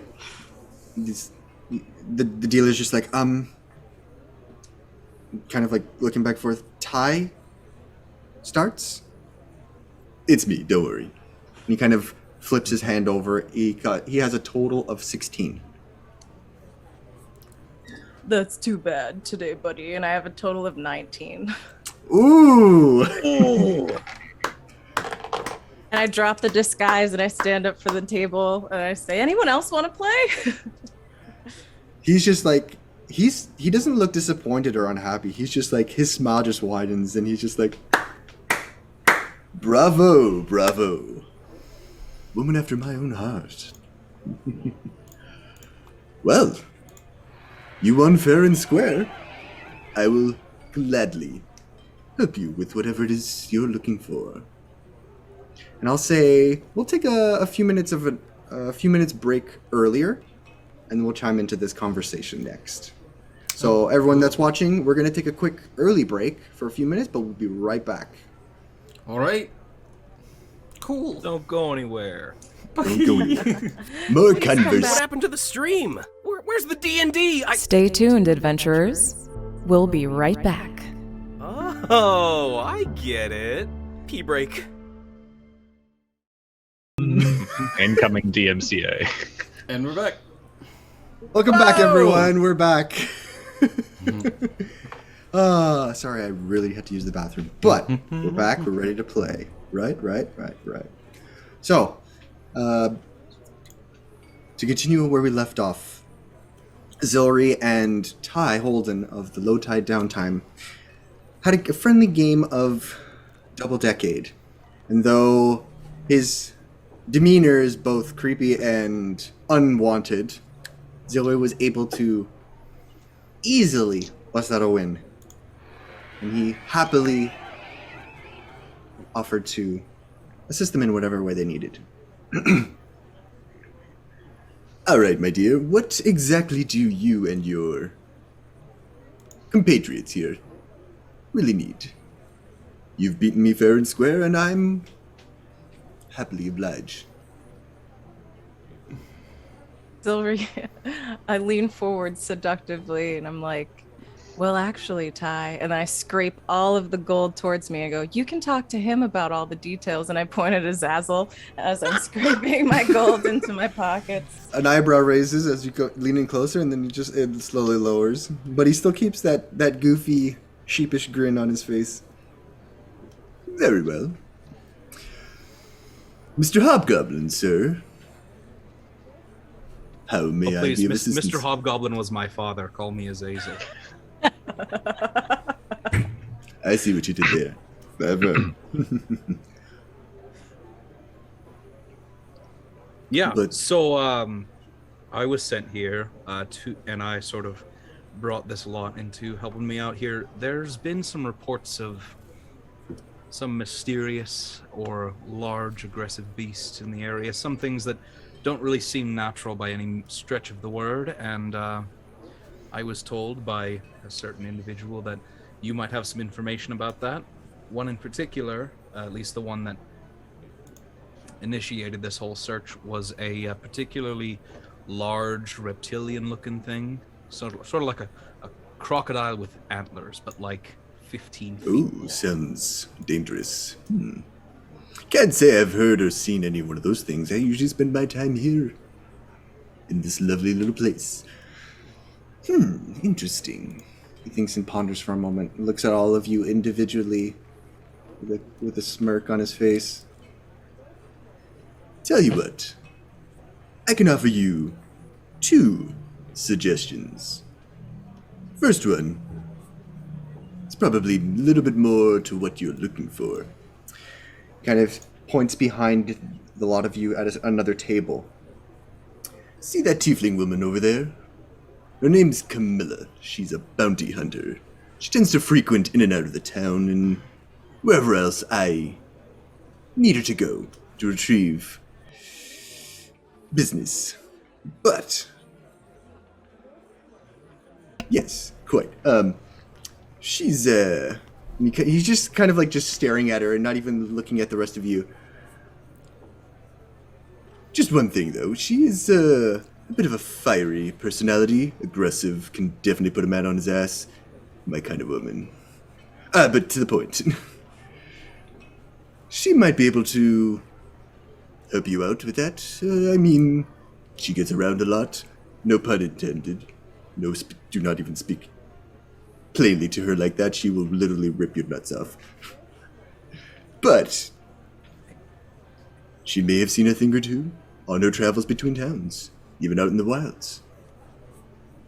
Tell you what, tell her, go over, talk to her, ask her your questions, and I'm sure if you tell her old Ty sent you, she'd be more than happy to talk to you. That's option 1.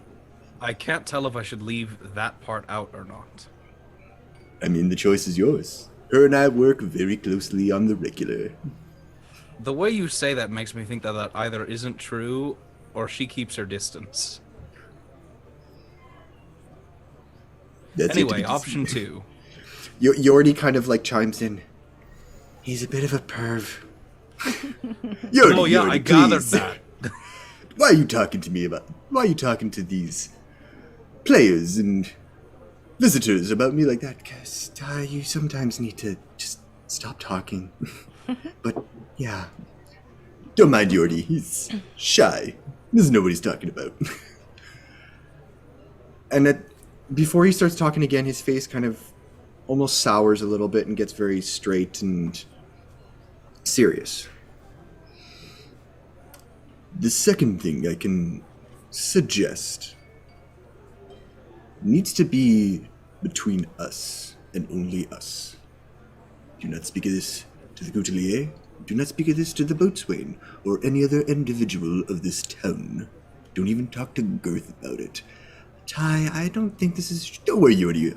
I think we'll be okay. Can you agree to keep what I'm about to tell you on the down low? I can keep a secret or two, don't you worry. I do hope so, because you start spreading word, people will come find you. I'll send Camilla after your ass. But on the shorelines of the Riptide Bay, we have a storehouse there. We keep a lot of our old and private vintages and special brands of liquor there. Unfortunately, a couple of, weeks, months, time, something has decided to move in to our storehouse. I don't know what exactly it is. There's definitely more than one, but it's some sort of creature. That's for sure. We've been unable to retrieve any of our goods there, and if you're looking for creepy wild animals, that might be something you could look into. For me, as a favor. Would you be interested? What exactly is the exchange rate when you curry favors here? I mean, you're looking for strange new wild animals, and there's one in my storehouse that I need to get rid of. How you deal with it is up to you. It'd be doing a favor for me. All I do is just point you in the right direction.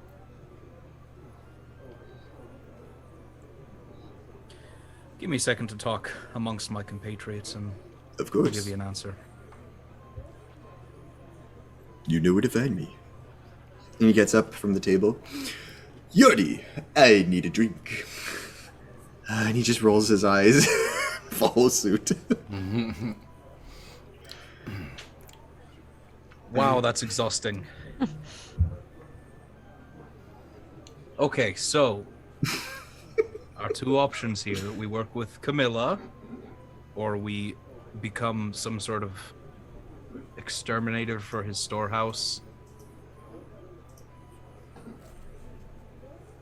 Well, I'm sorry, this is an either-or situation. I mean, I'm sure we could do both. Camilla's probably still going to be around for a while, and that creature's going to be around for a while. I think it's just more of a matter of deciding what to do first. Camilla is here. Camilla is here. Should we go talk to her first and see how we feel about that?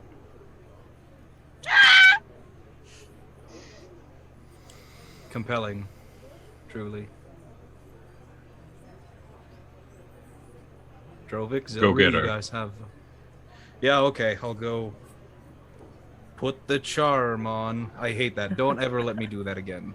That was awful. I'll walk over towards Camilla. Okay. Seeing as there's only the one tiefling in the vicinity that you see this female tiefling, a bit of like a light, more human skin tone, but with a lot of pinkish undertones. With, like most tieflings, two large horns that protrude from the forehead. They go from like a pinkish skin tone that she has to a slight orange to a red. Wearing leathered armor, mostly mostly covering her upper torso. You can see like a large glaive situated next to her, leaning up against a table, and she seems to be in deep thought against three other male individuals playing at a card at one of the tables. And she's an attractive young woman, though she's got a handful of scars, prominent scars on her face, and you can see them and the gaps in her armor. And she's just got like a furrowed brow right now as she's just staring at the cards and staring at the other opponents. I don't want to interrupt their game. Can I tell at all how long this is going to be going? Make an insight check. Oh boy.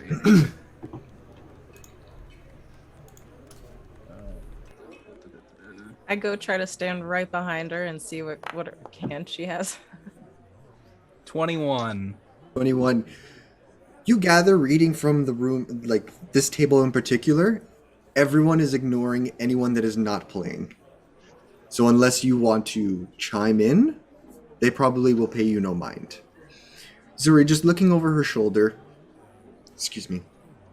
looking over her shoulder, she's got, they're playing a different game from what you were. She's got a hand of 5. There seems to be a series of 6 different cards in almost like a hexagonal shape around a deck in the center, each with a different suit and a different series of numbers. And it looks like she's trying to match a certain suit. She's got maybe about 4 out of the 5. It looks like almost like little diamonds on the cards themselves. And she's kind of just looking on the board itself. You can see that there are 3 other diamond cards. What do you guys do? She's paying no heed to you all. And you can kind of see as you're standing like closely behind her, but not directly over her shoulder. You can see her tail kind of like swaying back and forth. One of the other players draws a card, drops another one down in one of the piles, and changes the diamond to what looks like a black spade, like essentially a black spade. And you see her tail from underneath the table just kind of like whip straight, and then slowly goes back to waving a little bit vigorously. I think she has a tell. The other players don't notice this because her tail is like closer to the floor, obviously behind her. I'll like whisper to Zilri, I was like, I think we could give her some advice on how to play this game. You know, I don't think she would take kindly to that. I think she probably knows what she's doing. I could like magic into her head, and I don't know. I don't want to interrupt. Ty made it sort of seem like she'd kick the shit out of me. Yeah, I don't think she'd like us interfering at all. Yeah, I know. Are you Camilla? Oh, shit. Whoa! Zora, you kind of just poke over the heads of the other 2 and just call out to her. She doesn't move anything, acknowledge your presence, just like, yeah, I'm Camilla, what do you want? Busy playing a game. My group has business with you. Ty sent us. We will wait till you're finished. She immediately places her cards face down and just turns her head to see the 3 of you standing there, and she's got this very angry face. Yeah, that's what I thought. That misogynistic asshat sent you? For what reason? Yeah, okay. And then immediately turns around and pulls out a dagger and stabs it into the table. And the rest of you don't notice that there was one person that was trying to reach for one of the cards, and she's like, hey! Wait. I'm done with this now. Sorry about that. I considered leaving that part out because I feel like he's someone that people don't like. People don't like him. Look at me. Look at me. And she kind of points to you. Look at her. Anyone that looks like us. He always has to be his creepy, misogynistic self. Always oogling and gogging and... She pulls the dagger out and puts it back in her pouch. She turns back. Give me a minute. She finishes the round of at the table, and the other 3 are kind of like just sitting across from her, just shitting bricks. They're not even hiding; they're just shitting bricks. She ends up winning the hand. Like 2 of them fold, and the one that goes up against her kind of like she just gives like almost like this death stare. And they fell, and she wins, takes the pot of what looks like about 20-ish gold. A series of copper, silvers, and gold. Puts it in a pouch in her leather. Gets up, grabs her glaive, turns to stand towards the 3 of you, or the rest of you, sorry. Slams the glaive on the floor. In expectance. All right. What do you want? Okay, so I was sent here to find some information about some mysterious beasts. These are my compatriots helping me find some things out. we heard with your travels and your bounty hunting, you might have encountered something, might have seen something, heard something. Good source of information. We're looking for any sort of odd, unnatural creature. One specifically that I heard about was a large, like 15-foot lizard-looking thing, like a crocodile with antlers. Very strange. Never really heard of anything like that before. Yeah, I've never heard of anything like that. I don't track animals. I don't know what the fuck Ty told you, but I don't look after animals. I look for people. I track people. So if you're looking for people, I can help you with that, provided you pay the costs and the fees, and I'll track them down and bring them back here with their legs broken if I need to. But animals, I don't do animals. Yeah, I felt like I had a feeling he sort of just wanted to talk about you. It was very uncomfortable. I don't like speaking to him. Anyway. Nobody does. Is that all you're bothering me for? To look for a bunch of animals that I may or may not have seen? I will take large vodka, please. Do I look like one of the barmaid bitches to you? What is barmaid bitches? Look at Zori. Is this wrong? I look at Zoral. Want to take this one, big guy? I'll say. Sorry. I'll say because I haven't given you the opportunity yet. Make a persuasion check for me, Azazel. Or oh, thank God! You have advantage. You do have advantage. My charisma skills are real bad, so we'll see. Hooray! Maybe you'll roll good. Hey! Yeah. 19. 19. There it is. It's good. Jesse. So, sorry. Before I get to that, Zoral, you wanted to say something? Oh, just like, no, we're not looking for people, but you are well traveled. You may have noticed if there was a beast like this, you would have noticed it even if you weren't looking for it. Probably, but I have not seen one. Now, if we're done here, I'm gonna get myself a drinking before I start the next game. And she turns to start walking away. Insight check on her not being bar bitch. Sure, roll an insight check. Okay. I was gonna say insight check to see if she actually hasn't seen anything like that. Yeah, I'll join him in that one. Sure. Okay, well, give me 1 second here. Dodge jail! Dodge jail! Hey, we got our first natural one. Hey! Dodge jail. Nope. Nice. I rolled a 15. 15? I rolled a 16. So, Trovik, she could be. You're not quite sure. You're not quite sure what a bar bitch is, but she could be. She seems kind of angry.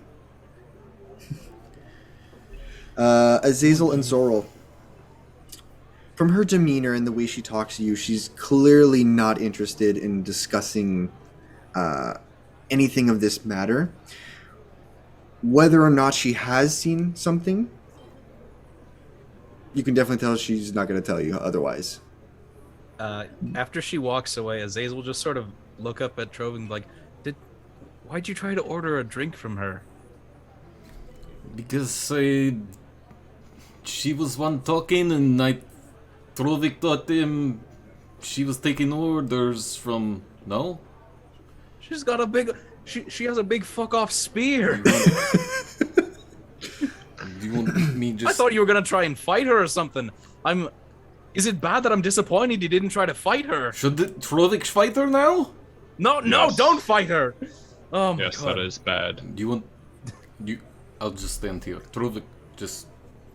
Yeah, it would be really bad if you'd fight me. I guarantee it. And she's like standing behind you guys with a mug in her hand and a glaive at the red.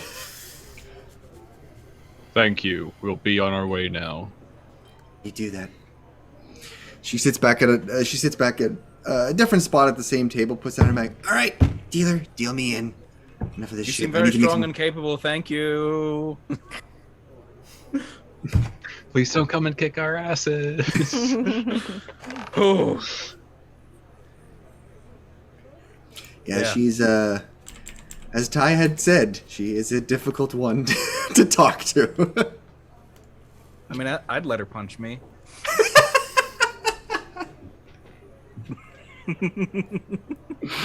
It is different way of hitting on someone. I've learned something about Azazel. Okay, cool. No, that was me. I think you learned something about DG. I learned something about DG Holstein, the person. Yeah.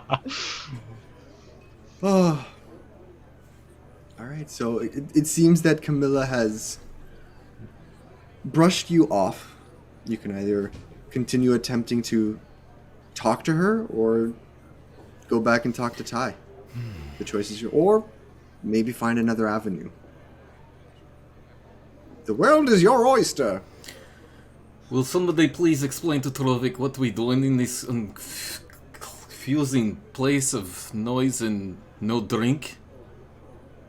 Oh yeah, I guess we never really explained. We're here to get more answers about the creatures, you know, the ones that we're sort of looking for. I say to Azazel, you know, maybe you should go talk to Ty and find out where that storehouse is. And I'm gonna go grab Trovik and I a drink because looks like the big guy needs one. Yeah, that's. And I don't want to talk to Ty, so yeah, I'll be right back. Okay. So easy enough. Zilri and Trovik and Doxia, the three of you go and to the bar, get a handful of different drinks. See, little flower, now we are an adventure for you. Jeez. Adventure, sure, but Yes. man, that woman was Plenty of Quite words, mysteries, people talking. It is your. It Is is this up how your you? And she looks at you, Zilri. Is this how you get people to talk house. to you? They just yell at you until I don't know. Yell at me. And I say, not in my experience. Hand Trovik a vodka. Oh, thank you, Zillory. You are Trovik's new best friend. That's what I like to hear, Trovik. Could I just get some water or juice? It is all you want? Yeah, just not like the juice from last night, just regular juice. Or just water's fine. Water's fine. Let's keep it simple. The bartender just looks at her, shrugs, gives her a glass of water. She kind of just sips it. Azazel, Zoral, and Orn. The three of you are going to go talk to Ty. Okay. Yep. Ty is on the other end of the bar. On like the other complete opposite side, which is on the other side of this building, essentially. It's just one long countertop. But he sees you approach. So, did Camilla give you a few choice words to help you on your way? Oh, she gave us words, all right. I bet she did. I did warn you, she was quite the fiery one. Yeah. Okay. Says you, Mr. Gasoline. All right. So. What's that? I mean, I do enjoy starting fires. All right. So, anyways, we're gonna try to do your storehouse thing because Camilla was very adamant that she could not help us. So we'll help out with the storehouse thing. Do you have any information about that thing besides just it's a thing? Like, do you have any? How big is the storehouse? How big is the thing? What is it like? Torn into things, eating things? What's the storehouse? Well, it's just off the coast. There's a bit of an inlet or a cave system that we've dug out. A series of docks that kind of lead into a man-made storehouse. The creatures itself, from what I remember, haven't seen them, but all I recall was a bit of a clicking noise, and two beady blue eyes. Rather large, maybe about as big as us, at least. Azazel's jotting all this down in a notebook, as I am also jotting it down in a notebook. Unfortunately, it's a bit dark in there, and maybe yourself, but I unfortunately cannot see in the dark without some sort of light source, and I'm not gonna shy away from it. I know I would not fare well with whatever that thing is, so we hightailed it out there. And we've been trying to find a way to take it back, but lo and behold, here you are. You could do that for me, and I would be very gracious and grateful. Just don't tell anybody. It's the preferred thing. Yeah, we can certainly not tell anybody. Okay, so it's just off the shore. You want us to do this like as soon as possible? Is there a certain timeline you want to work with, or? Preferably, but whenever you deem yourselves ready, just let me know and I will have someone bring you there. And beyond just having a favor with you, is there anything else we really get from this? Make a persuasion check for me. Obviously at advantage. Yes. Ryan's like, yes! Use! I cast a spell at use! Ooh, that was... Oh, 6. 6? With advantage? Yeah, it was a 3 and a 6. Well, the favor is you wanted to find something that you're looking for. One of my places has something you might be looking for. It's a favor to me, it's a favor to you. It kind of works both ways. Nobody has to worry about money changing of hands. What if instead of money we're talking, in the storehouse, is there anything of interest? Anything that maybe you could part with that might help us out in our future endeavors? Tell you what. We do, like I said, we keep a lot of our old brands and vintages there. I'm sure that whatever's living in there now probably broke open a few crates or knocked over some shelves. There's obviously going to be loss in profits, and we'll have to manufacture a couple of new bottles, but I'm sure no one's gonna notice if already a couple bottles are lost, if you skim one or two off the top. And you already kind of like just leans in behind him. Ty, I don't think Girth would appreciate that. Come now, Yuri, these fine folk are doing us a favor. And I'm sure Girth, we'll just tell him that we found a way to clear it out without giving him the minor details, and he'll be happy enough. Whatever you say, Ty. So, all right then. Goodbye you. It's goodbye me. It's good for me. Is it good for Orn, Zorl? You have anything else? I think that we should leave immediately. Excellent. He looks over. Barkeep, shot, please. Takes a shot. Make it 5. Gets like 5 rounds of some sort of like brackish-looking liquor in a shot glasses. And he kind of gestures to all of you. He gives one to Yordi. For a favor. Helping each other out in times when we need it most. And he cocks it back. Yordi's just like...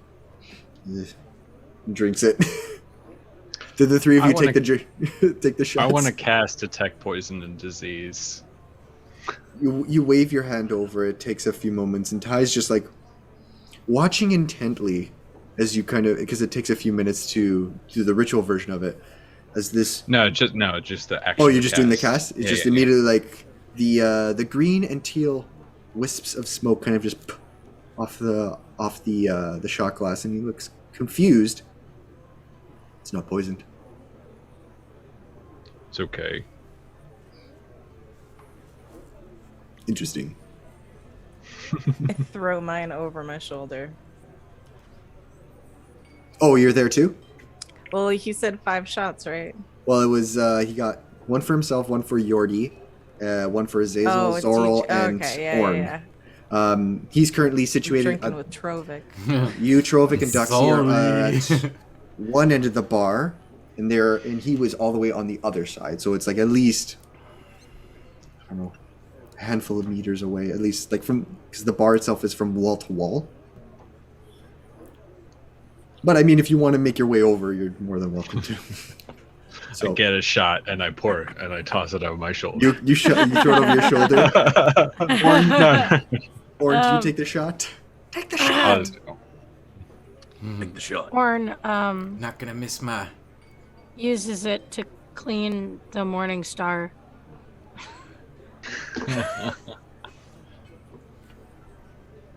All right then. Strange customs you have with liquor, but of course, Yordi, get Sybil to take these fine folk to the storehouse on the shoreline. Right away, Ty. He kind of walks away sheepishly. Let me know how it goes. I do hope all the best. Don't die. I'd have to find someone else to come get your bodies afterwards. But I have faith. You'll do just fine. And you guys like the finger guns? Oh my god.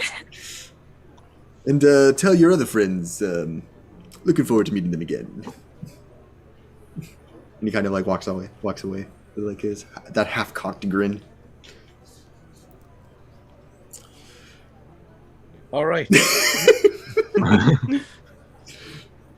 Let's go grab our other friends and meet this Sybil. So, Sybil is a female dwarf, more stout than most dwarves, kind of like almost portly. Kind of walks over. Hello! You already told me to take you to the shorelines. It's like the voice actually cracks a bit here and there. Yeah, we're just grabbing our friends here. They'll settle the tab and we'll be on our way. I'll meet you out the front. She kind of like hobbles to the front door. So, the rest of you, if you're done with your drinks and your games and whatever else, all right. You all reconvene outside the front of the low tide downtime where Sybil's waiting. She kind of gestures to the rest of you to follow, and you follow. It takes a bit of time as she leads you to the eastern part of the city, eastern part of the town, past the Caster's waterfront. And just before one of the exits out of town, she kind of veers left through one of these alleyways. Heads towards the barriered section of stone that separates where the shoreline begins and ends and the town begins and ends. And she hops over one side of stone, and you hear her slide down a steeper part of the shoreline. Do you all continue to follow? How far out of town are we?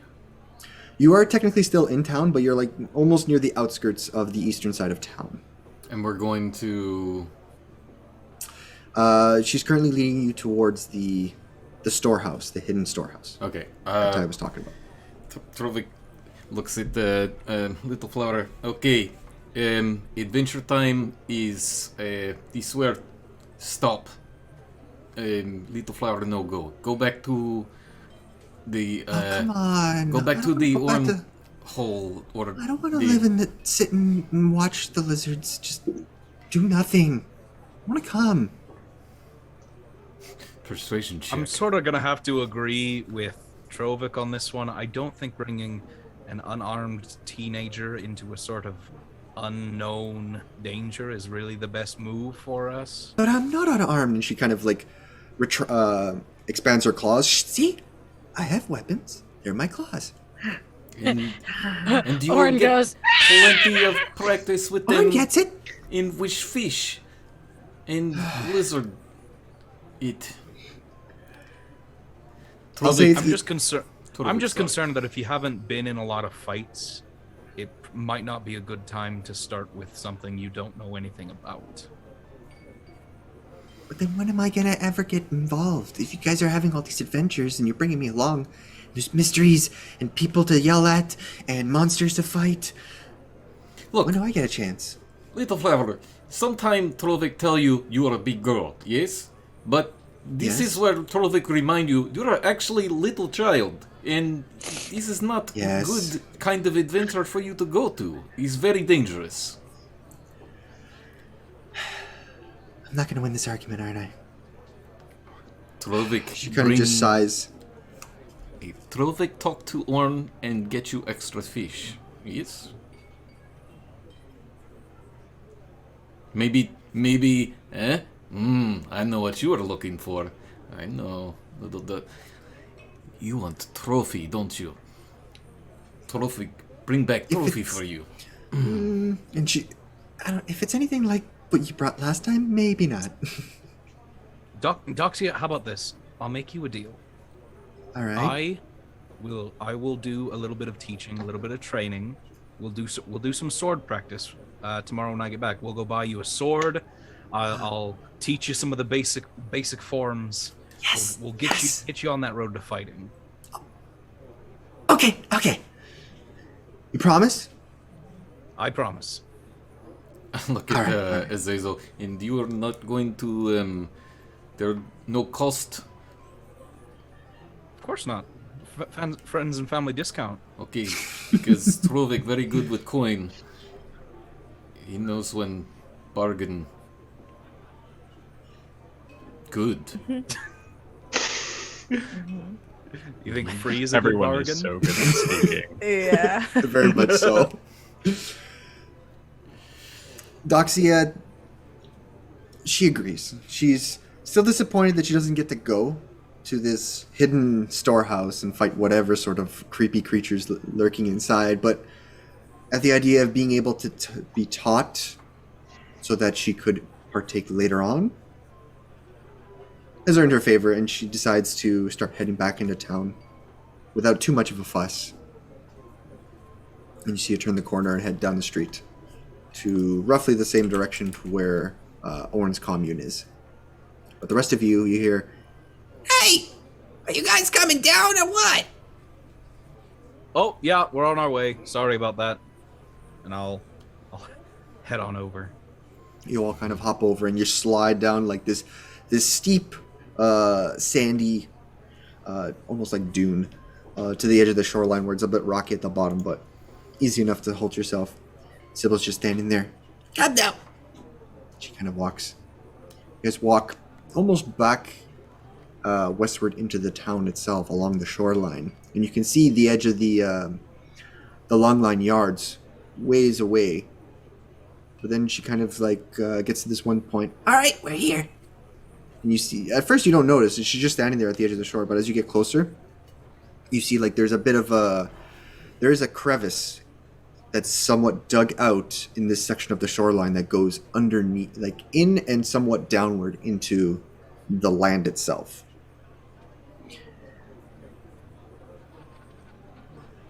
Should be that way. So just follow the path here in the docks. And you'll find the storehouse. All right. When you're done, just come back to the low tide downtime.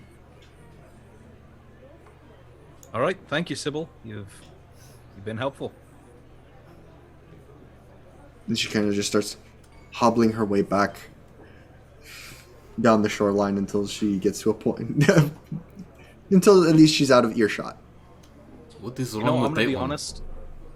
I'm gonna be honest. The low tide downtime would be such a great place if it wasn't tainted by just someone I don't enjoy being around.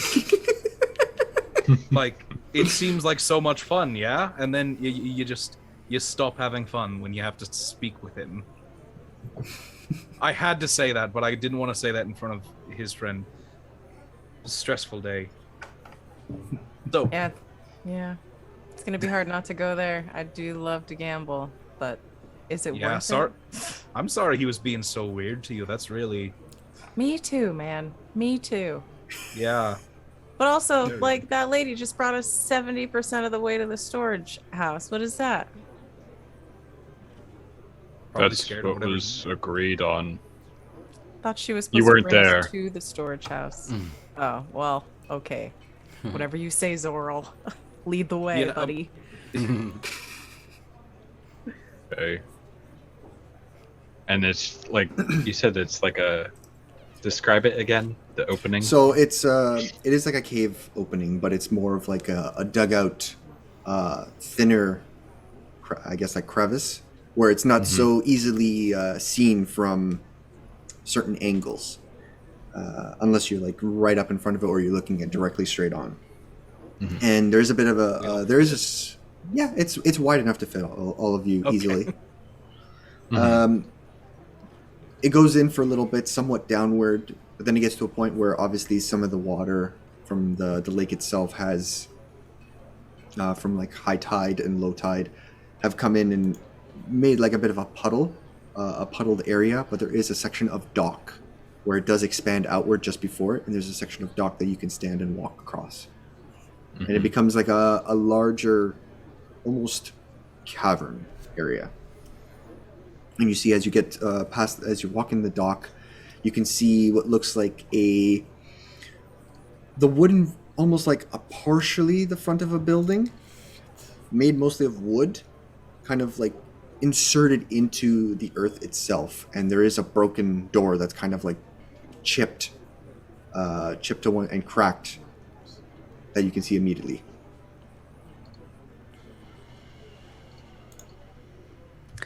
I'm gonna take like a really intent listen when we get inside. Listening for whatever clicking noise he was talking about. Okay, make a perception check.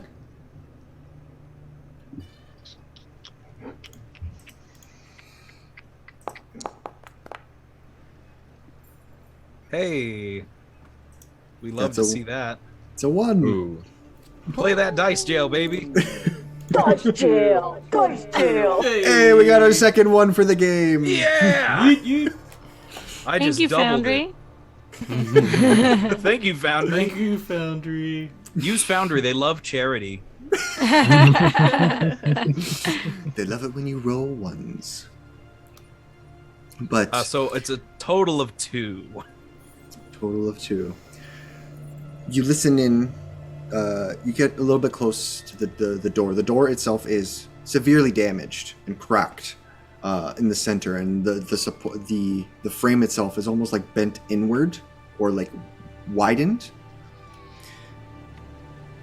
And you listen in, and all you hear are the subtle waves from the lake behind you and your companions.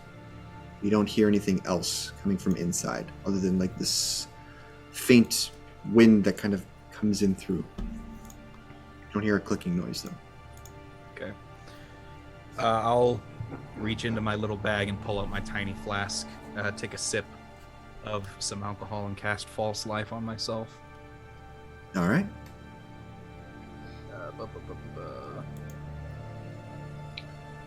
Well, who wants to go first?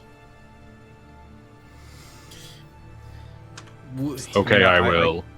Okay. That's right. I mean, I was going to offer, but Trovik Evan can go temporary hit. in front of everybody if, like, is no problem. No? And I just barge Fine. in front of everybody. Yeah. He's good. Can he see? Can he see in the dark? I can't see in the dark. You can. He's just going blindly. It's oh wait, he's already gone. Oh. There. So Trovik, you just kind of walk in through the door. Yeah, sure. I walk up to the door. All right. So the door itself is cracked and broken. And what I'll do is I'm actually gonna go over to Foundry and pull up the map. It's the map. It's the map. It's the map. It's the map. It's the map. map. It's the map. It's the map. Hey. Very great. It is quite dark. There are no light sources here, other than the light source coming from the entranceway to this cave. So those of you with dark... A Zack Snyder DC movie? Yuck. It hurts. It so hurts. So, Hurts my eyes. those with dark vision can see in forms of gray. Those that do not have dark vision, all you see is darkness from when Trovik pushes the broken-in, splintered door to the side, and it kind of just creaks, and parts of it kind of fall off, and it slides in. Yeah. And all you see is darkness. Trovik will use his orc hoof. Yeah, you kick the rest of the door in. You kick the rest of the door in without, without too much ease, because you're an orc and you've got strength.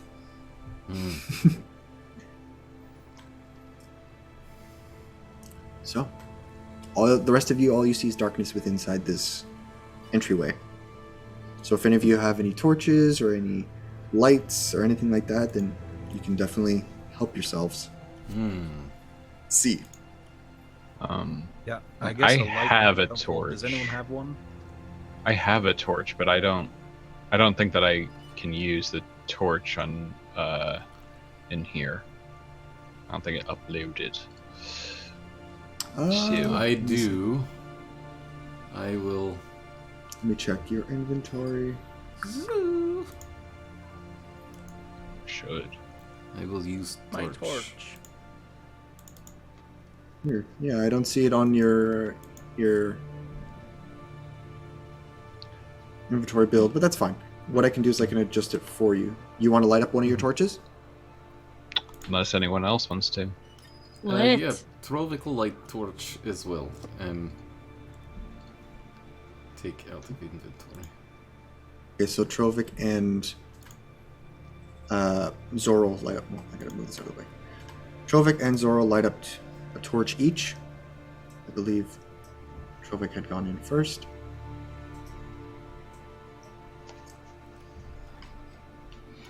I'll take it away.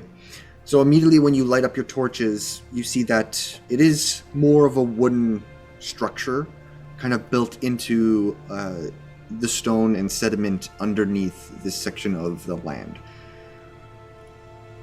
The floor itself is actually tiled with stone tablets, though somewhat misshapen, a handful of them cracked and deteriorated over time due to the water and erosion. This section of the entryway, it is quite empty and barren.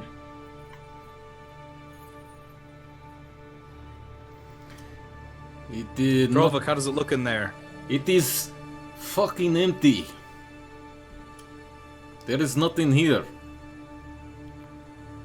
What are we looking for? So, Trovik, because I was looking through Zoral's vision, but Trovik, you do see a handful of boxes just on your peripherals, like small boxes. And as you progress further in, you see a handful of more and more boxes kind of scattered about. Different crates and shelves along the walls. It is nothing but boxes. I can see that. Well, then what did you ask Trovik for?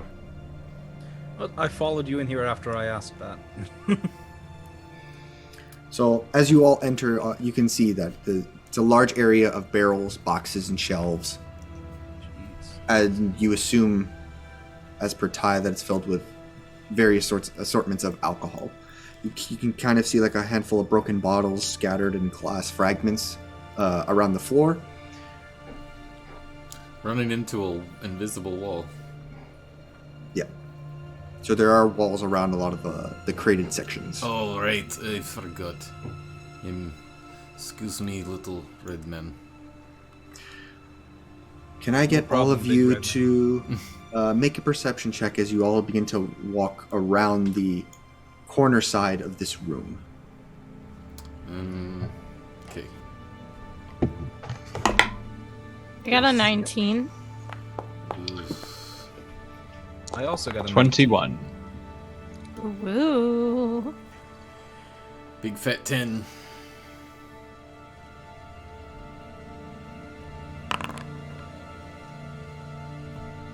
Okay.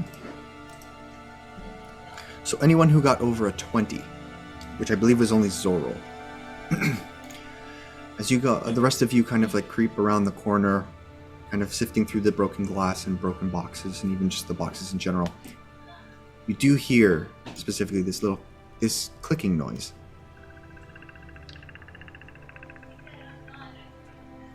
Off in the distance.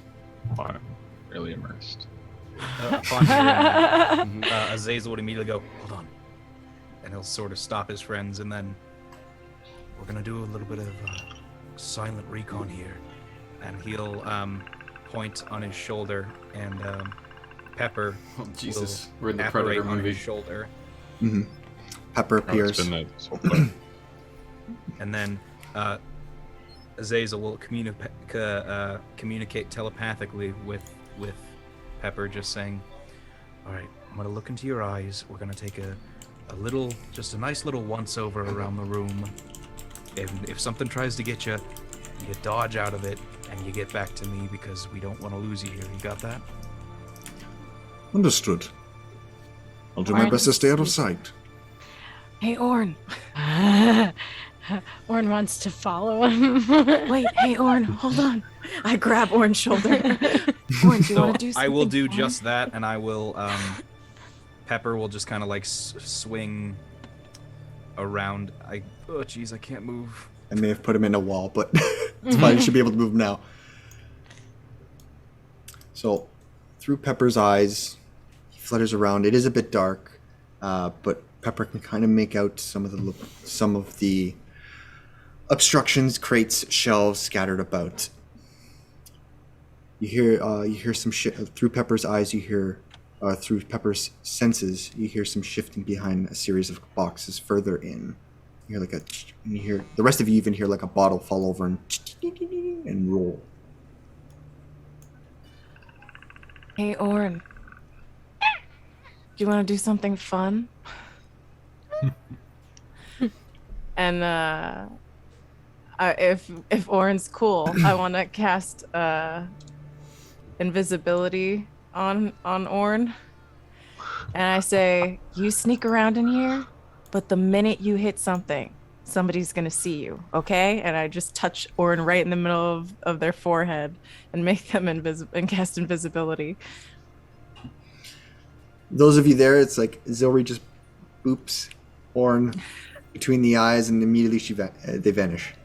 Oh my god, that's fucking awesome. Azazel, make a perception check. I'm going to say straight roll because I forget. Yeah. Does the owl have dark vision? Yeah, they do, don't they? I can't remember off the top of my head. I think so. I think owls I really do. need to pull the stats up for Owl. I'd be surprised if an owl couldn't see in the dark. I'll check it out for you. Ooh. Haha. I see what you did there.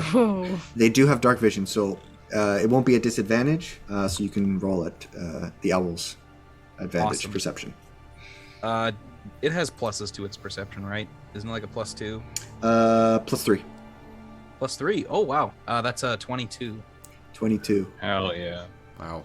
Pepper kind of flies around, and through its senses, you immediately to the one end of the room. I would say, I don't know if you guys can see my little marker, but like in this general area, you see shift move, like something large in the shadows, kind of like shifting and moving through some of the boxes, and you hear like some cluttering sounds, almost like a slight banging. And the rest of you actually do hear that.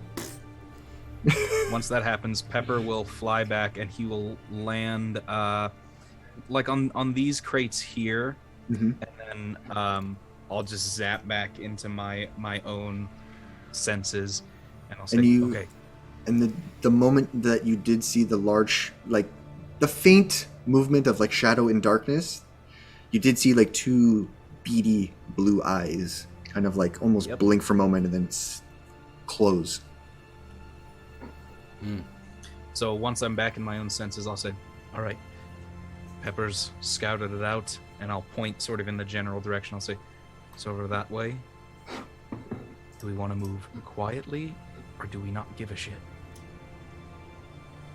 Orn listens to Zilri and runs out where the light can go, because Orn doesn't have any nightlight vision.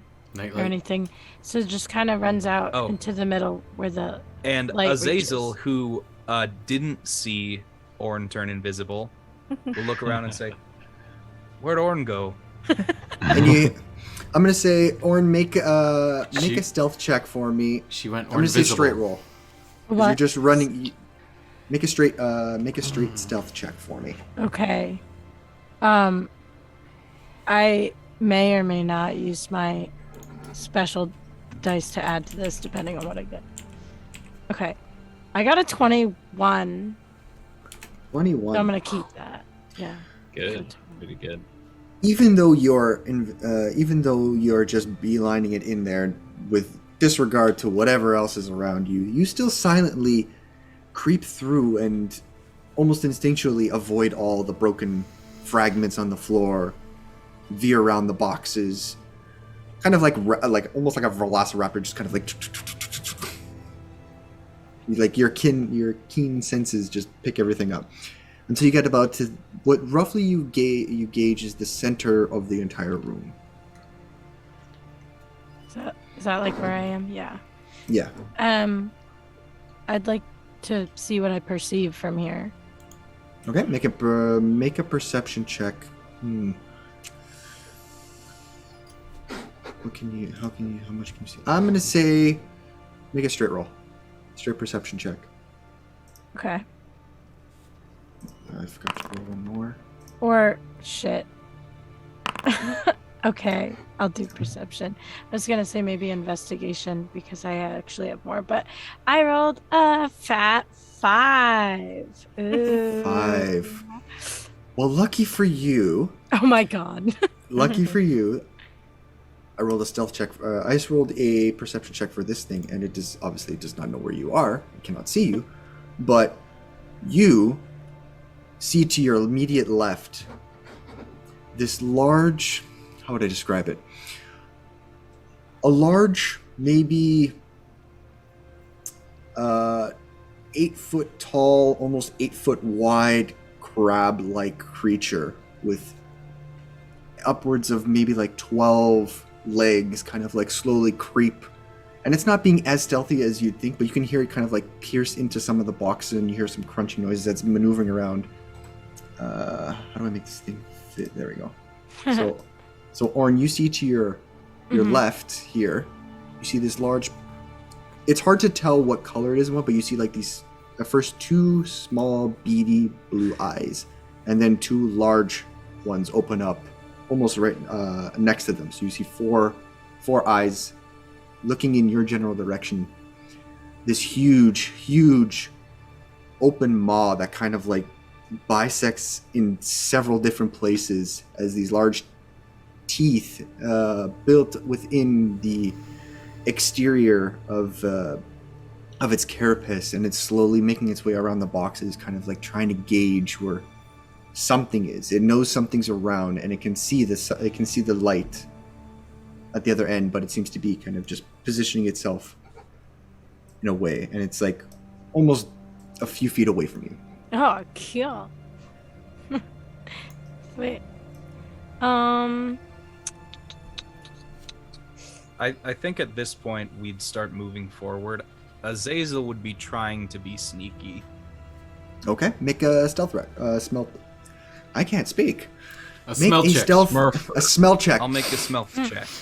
Make a stealth roll for me. Something smells fishy in here. I smell Orn's dirty feet. 16. 16. All right. As we move forward, I'm going to go ahead and cast bark skin on myself. So like the bark adornments that I have, the sort of wood sort of extends to cover like all of my exposed skin, including my neck and partway up my face. I'm gonna go ahead and do that. I'll move forward to close to right here. Oh, the boxes. Right there. Yeah. As soon as you move closer to the center area, you see just behind a series of crates this large purple-like carapace of, crab-like looking monster with 4 bulbous, beady, blue eyes just staring at you. Whoa! What the shit? I think I don't know how well you guys can see it, but let me see if I can make the image bigger. Just because I know it looks like freaky as fuck.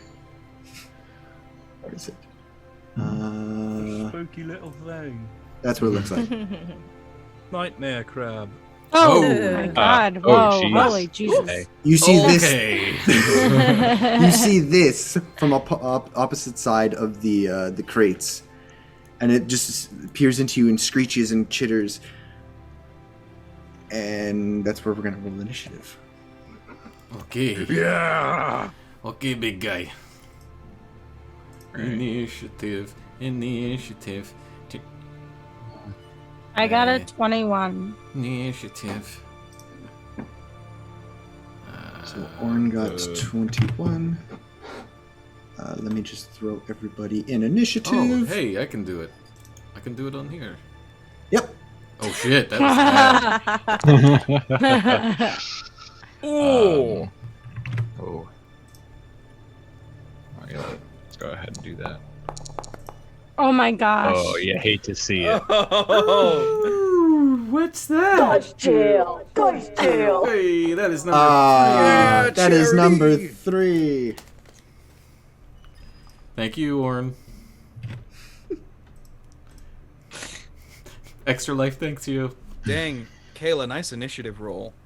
I hate it. See, She's going first. I don't want to. I don't want to roll this high on initiative. I want to roll this high on other things. Where it matters Like to stealing you. gold.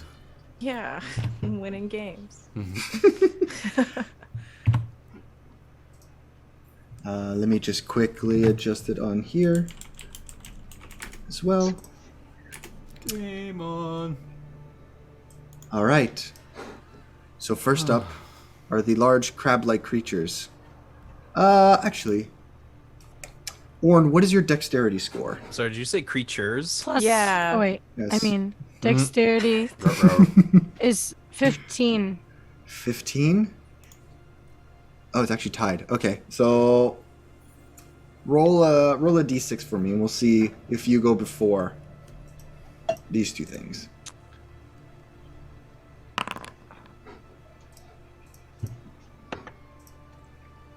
Yeah, I got a 2. Okay, so one's in they're both gonna go before you. I rolled like a 5 and a 6. Damn it. That's okay. So the one that you see before you immediately screeches and rushes. It cannot. Oh, I have everybody selected. Let's not do that. Immediately rushes across the boxes, breaking into a handful of them with its large pincer-like legs and just. And with its huge maw, it's gonna go towards Trovik first. It's going to. It attempts to try and pierce you with one of its legs. That is a. Yep. That is an 18 to hit. That hits. Ooh, that is 11 points of piercing damage. Mm-hmm. And then it's going to go with another one of its legs, kind of like bisect you from one end to another. That's a 22. Yeah, that one also hits a little bit. That's another 8 points of piercing damage. As the rest of you see this freakish-looking crab rush over and skitter over to Trovik, and two of its pincers just kind of like one hits him in the shoulder and one hits him in the side of the ribs and just stabs into him. And it ends its turn. The rest of you hear kind of like some more movement, but on a different section of the map, as a second one reveals itself on your other side. Yikes. And actually, because Pepper's the closest one, it's gonna go for Pepper. No! No, not Pepper. boy! You monster! You bastard. Orin is jealous. That is a 21. He Yeah, that's gonna punted hit Pepper. Oh no. Pepper poofs away. That's 8 points of piercing damage as the second large crab kind of like leaps in as its weird mouth just kind of like gapes open and it goes to chomp down, and you hear Pepper, "Oh, Azazel, this is not good." And Pepper just disappears. Azazel stars in Anchorman. He took Pepper and he punted him. Feeling as though it's eaten the owl, but doesn't seem to realize it. It's gonna go for one of its legs is gonna attack you, Azazel. It's a 22 to hit. Yeah, that hits. Fucking rolling high, man. That's 9 points of piercing damage. Yes, cool. It has been noted that as a DM, I roll really well, but as a player, I roll terribly. Thanks for the You're gonna have warning. to start rolling on Foundry. Last week's rolls. Sorry. Orin, you're up. Zilri, you're on deck. Oh, all right. Not prepared. Okay, let me think. So you are currently invisible, and it doesn't seem like either of these creatures is aware of your presence. It's kind of more focused on... Each one is focused more on Trovik and Azazel. Mm-hmm. It is a red thing. A red thing. Got blue eyes, they don't like red. Mm-hmm. I guess what I want to do is... I'm gonna try and well, you didn't get to as hurt Azazel, did you? No. Okay, It barely dipped into my HP. I'm gonna try and grapple the one attacking Trovik. Well, okay. Like hop on it and. Oh no. Yeah. Okay, so make a strength check. I believe. Let me check one thing with your class regarding your mount. See, technically it says you get advantage with your mount. My mount. But this is not your mount, but... but isn't it though? It will be. It will be. So I'm gonna Animal say handling. Make an athletics check at advantage. Oh, that means I roll it twice? Yes. Okay, thank God. And this All right. one... I got a nat 20 for my first one. Oh, meow. And then I get a +6 for athletics, so that's 26 for me. Yeah, this thing, I only rolled 13, but you easily... It's not aware of your presence. You easily run, grab onto two of its legs, haul yourself up, claw into its back, and you're now sitting upon this creature. And you dig your claws into what seems to be its head and hold yourself there. And by doing so, you reveal yourself, so you are no longer invisible. Mm-hmm. But you are now grappling this creature and holding it in place as you force it downward, kind of like putting a lot of pressure. You're roughly about the same size. Okay. I would like, because that's an action, right? Yes. I'm gonna take, I'm gonna take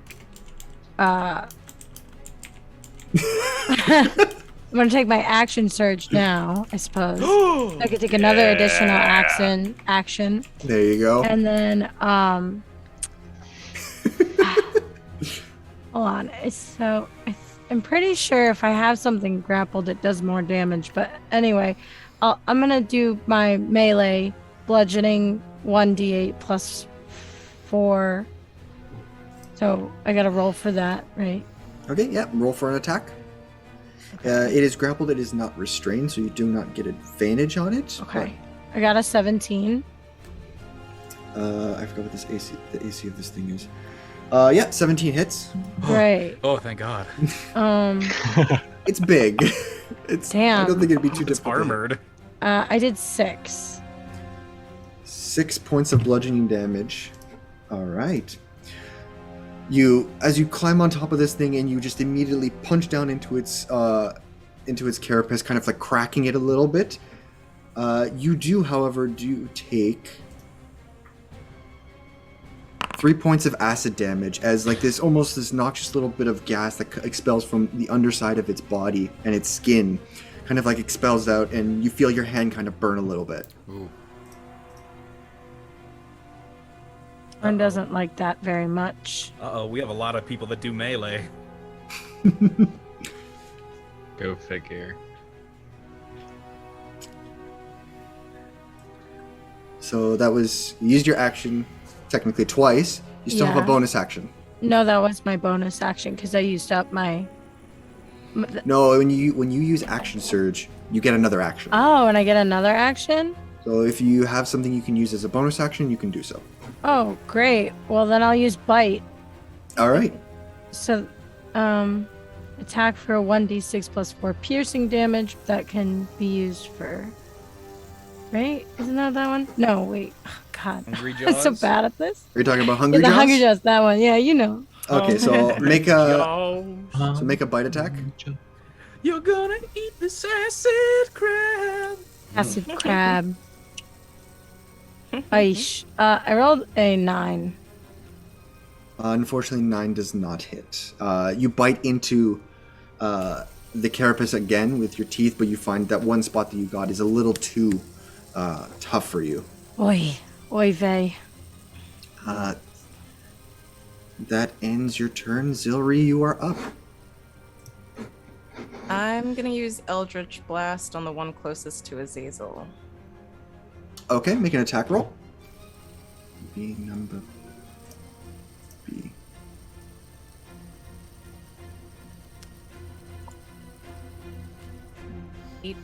Oh, plus 4, 22. 22 hits. Roll for damage. Smoke it. Dodge. 1. Oh no. You still you're doing chip damage. It still counts The for something. attack roll was good. Yeah. No. You fire off another black and smoky red beam from your hand as it hits it makes like a small little potch mark that kind of breaks a part of the creature's character. That is your action. You don't have double beams yet. I think that's 5th level, right? Mm-hmm. Yeah. Yeah, and I'm not moving from this spot either. So. You do have a bonus action if you so choose to use something. I'm good for right now. Okay. Azazel. And Trovik, you're on deck. Alright. Yes. Azazel will begin his blade song. He'll start doing his dance. You dance? Do you dance? Use my blade song. Wow. And then as an action, Azazel has a big old vendetta against this guy here. So as he's sort of moving and dancing, he will pluck a single black bead from a bracelet on his sword hand that he'll, as he's moving, roll it under the legs of the crab, and I will cast a flaming sphere to just be right opposite him. So I'll like get into melee with him here, and the flaming sphere will be over Mir. Mir. Over Mir. Okay. Mir. If I remember, it has to make a dexterity saving throw, correct? Yes. Okay, dexterity saving throw. That is a 16. That will succeed, so this will do half damage. Okay.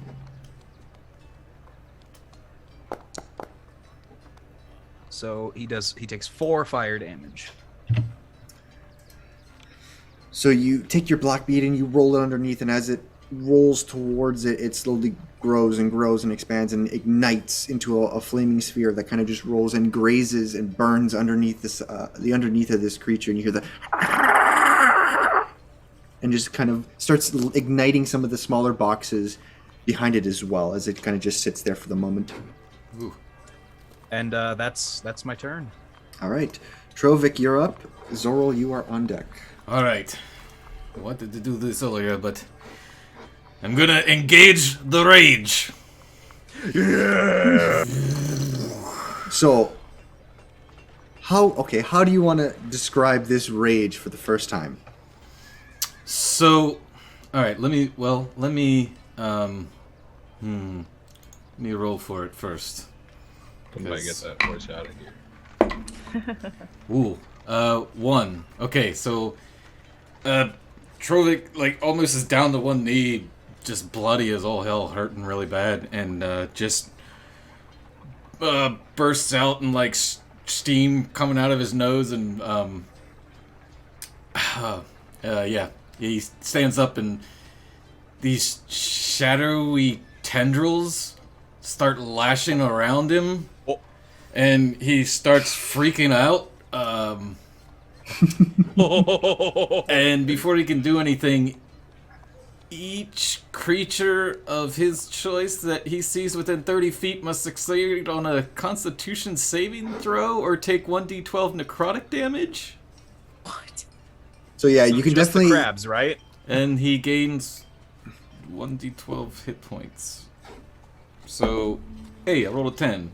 So you got 10 temporary hit points. So, and you can definitely hit both. So I will roll for them. Okay, cool. And it doesn't say that that's an action, so I. Well, it's your bonus action is to rage, Yeah. and the effect happens every time you rage. So that's So the first bonus action. So the first one rolled a 5, and the second one rolled a 3. Yeah. Oh, sorry, another 5. So Okay. 5 and 5. All right. So the first damage is 8, and that'll be towards the one that is closest to him. Okay. And the second one is whatever that is. I can't see. 11. Yeah. Oh, and the other one. 11. Okay. So the rest of you watch as, like, Trovik, after getting pierced by this crab-like creature, he immediately goes into a rage, starts yelling, and you see these black tendrils just kind of emerge from his body, and 2 of them specifically spring out. One pierces through the body of this crab-like creature, and the other one kind of just goes around Azazel and pierces it in its side. And you hear them both screaming out in pain, and you see, like, blood just kind of, like, pouring out of them. They're looking severely hurt, and the tendrils kind of come back and they kind of linger around Trovik. Then I'm going to swing my axe at this one from underneath, like uppercut, because I see Orn riding on top of it. So I'm going to hit him in the belly. All right, roll an attack roll. In his tummy. Okay. Attack roll is coming at you. Like Cleopatra. Trovik. Oh boy. Oh, what the fuck? Is that a 1? That is a 1. Okay, well, you know. Dice jail! Dice jail! There's another one. You're welcome, Extra Life. We're doing great. So he goes to swing, and he looks to see what the shit all these things are, and he just screams, like, ah! Look the shit! Hey! So the sudden appearance of these black tendrils emerging from you as you go to swing, you're like, ah! And you completely miss this thing, just grazing the side of its his carapace. Yeah. That is your action and your bonus action. Do you want to move at all or no? I'm going to stay put. Okay, that ends your turn. Zoril, you are up. Or here, excuse me. All right. How are these crabs looking? From your first glance at either of them, they have 2 huge holes embedded in different spots on their body, and they're just kind of bleeding out, and they're hissing uncontrollably, kind of like trying to keep themselves aloft, especially the one that is currently held in place by Orn. And the other one is slightly on fire. All right. So first I'll say, just like, are we going to try talking to them this time? Crab creatures, do you talk?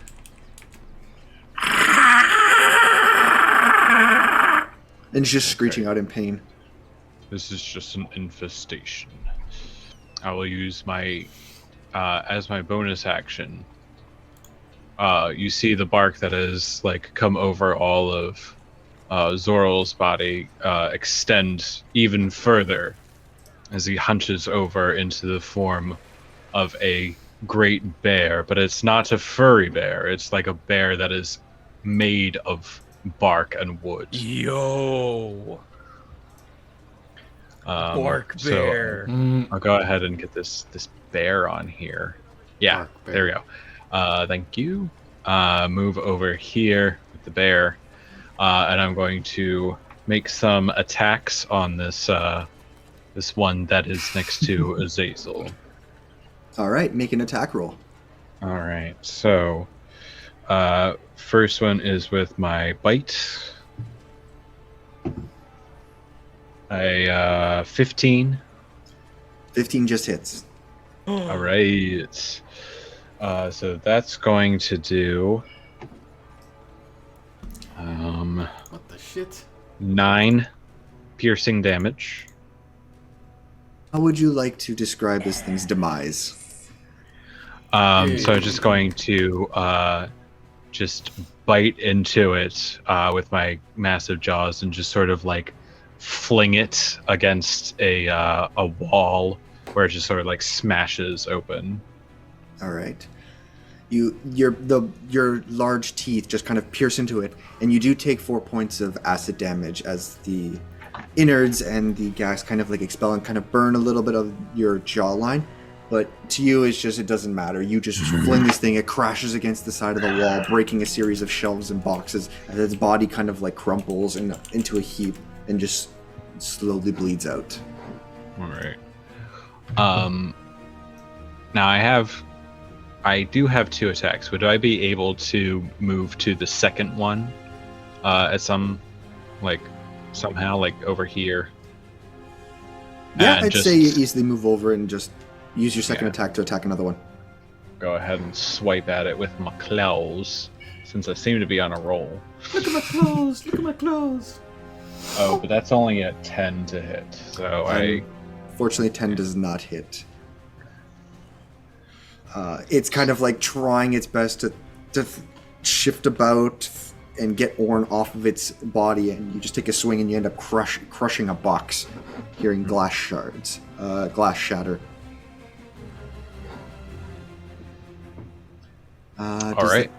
Does that end your turn? Yeah, that'll be everything.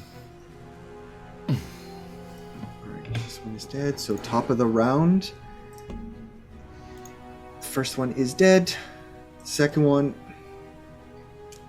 it's going to try, and it can't seem to move with Orn and this giant bear in its place, and is going to try and pierce into Orn above it with one of its legs and attempt to bite at the grizzly bear in front of it.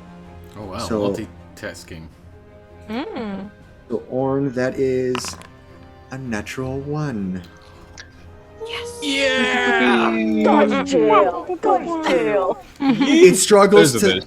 It struggles to lift up one of its pincered legs to try and claw at you, and is unable to do so. But immediately turns around to make a bite attack against Zorro, and that is a 10. Does not hit. And is just in a weakened state as Orn kind of like digs their claws into it a little bit and kind of forces a little bit more, and that the misshapen jaw just gets out of reach as you reel your neck back. It is Orn's turn. So I have a special. Does that mean I can do it? It says that at the beginning of my turn, I can deal 1d4 bludgeoning damage to any creature grappled by me. Does that count as an action? Because it's a special. It's a super special. It's a BOGO. What is this? It's my special fighting style. It's great. Yeah. At the start of each of your turns, you can deal. Yeah. Go for it. Just roll. You just roll do a it d4. for free. It's a BOGO sale. Battle Orn, get Gorn. Yay. No. 1d. See ya, bye. Okay. Bam. All right. Let's give some damage. I do 2. 2 points of damage. How would you like to describe its demise? Oh my At exactly God. 2 hit points. Right. So what am I? I'm grabbing. It's like 2 arms. Is that what it is? Mm-hmm. Well, you're holding it. Well, the way I described it was you were holding it in place with your claws, digging into its upper body where its head is, essentially. But Describe it as you so will. Okay. So if I'm like holding its head, Orn takes its hand, smashes it through its head to the back, and then like rips out whatever stuff that comes out with it, and then grabs on and just breaks the rest of its torso in half. You all watch as Orn kind of like forces their claw inside this thing's skull, face. You're not quite sure, and just pulls out this gory mess of internal organs and matter before finally digging back in and cracking it, hearing it almost like cracking a lobster, just and then watching the body crumple in two sections onto the floor and over the top of these broken boxes. And we are out of combat. And I think that's I'm just where sitting we on are. a crate, kicking my feet, laughing so hard because I can see Orin just like bloody face, like screaming. And it is a successfully won battle, and we will have to pick this up next time, as it is 10 o'clock. But Oh my God, that's great. we hope you enjoyed the show today. 5 natty ones. 5 natty ones. Rolled 5 natty ones. So those of you who wish to donate, you can donate $5, one per natural one, or more if you're feeling generous. Just click the About section at the bottom of the channel and go to the donate and hit the donate button. Smash that donate button. Smash that. Wallet smash.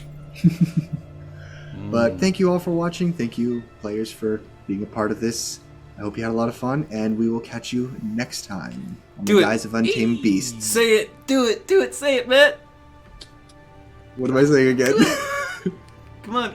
Oh, do it. Come on, Matt. The motto. Come on, Matt. I don't remember it off by heart. I'm sorry. Be good to each other. Be good to each other. Be awesome. Be awesome. And beat hate with love.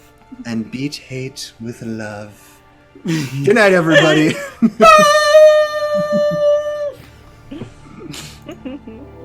Put you on the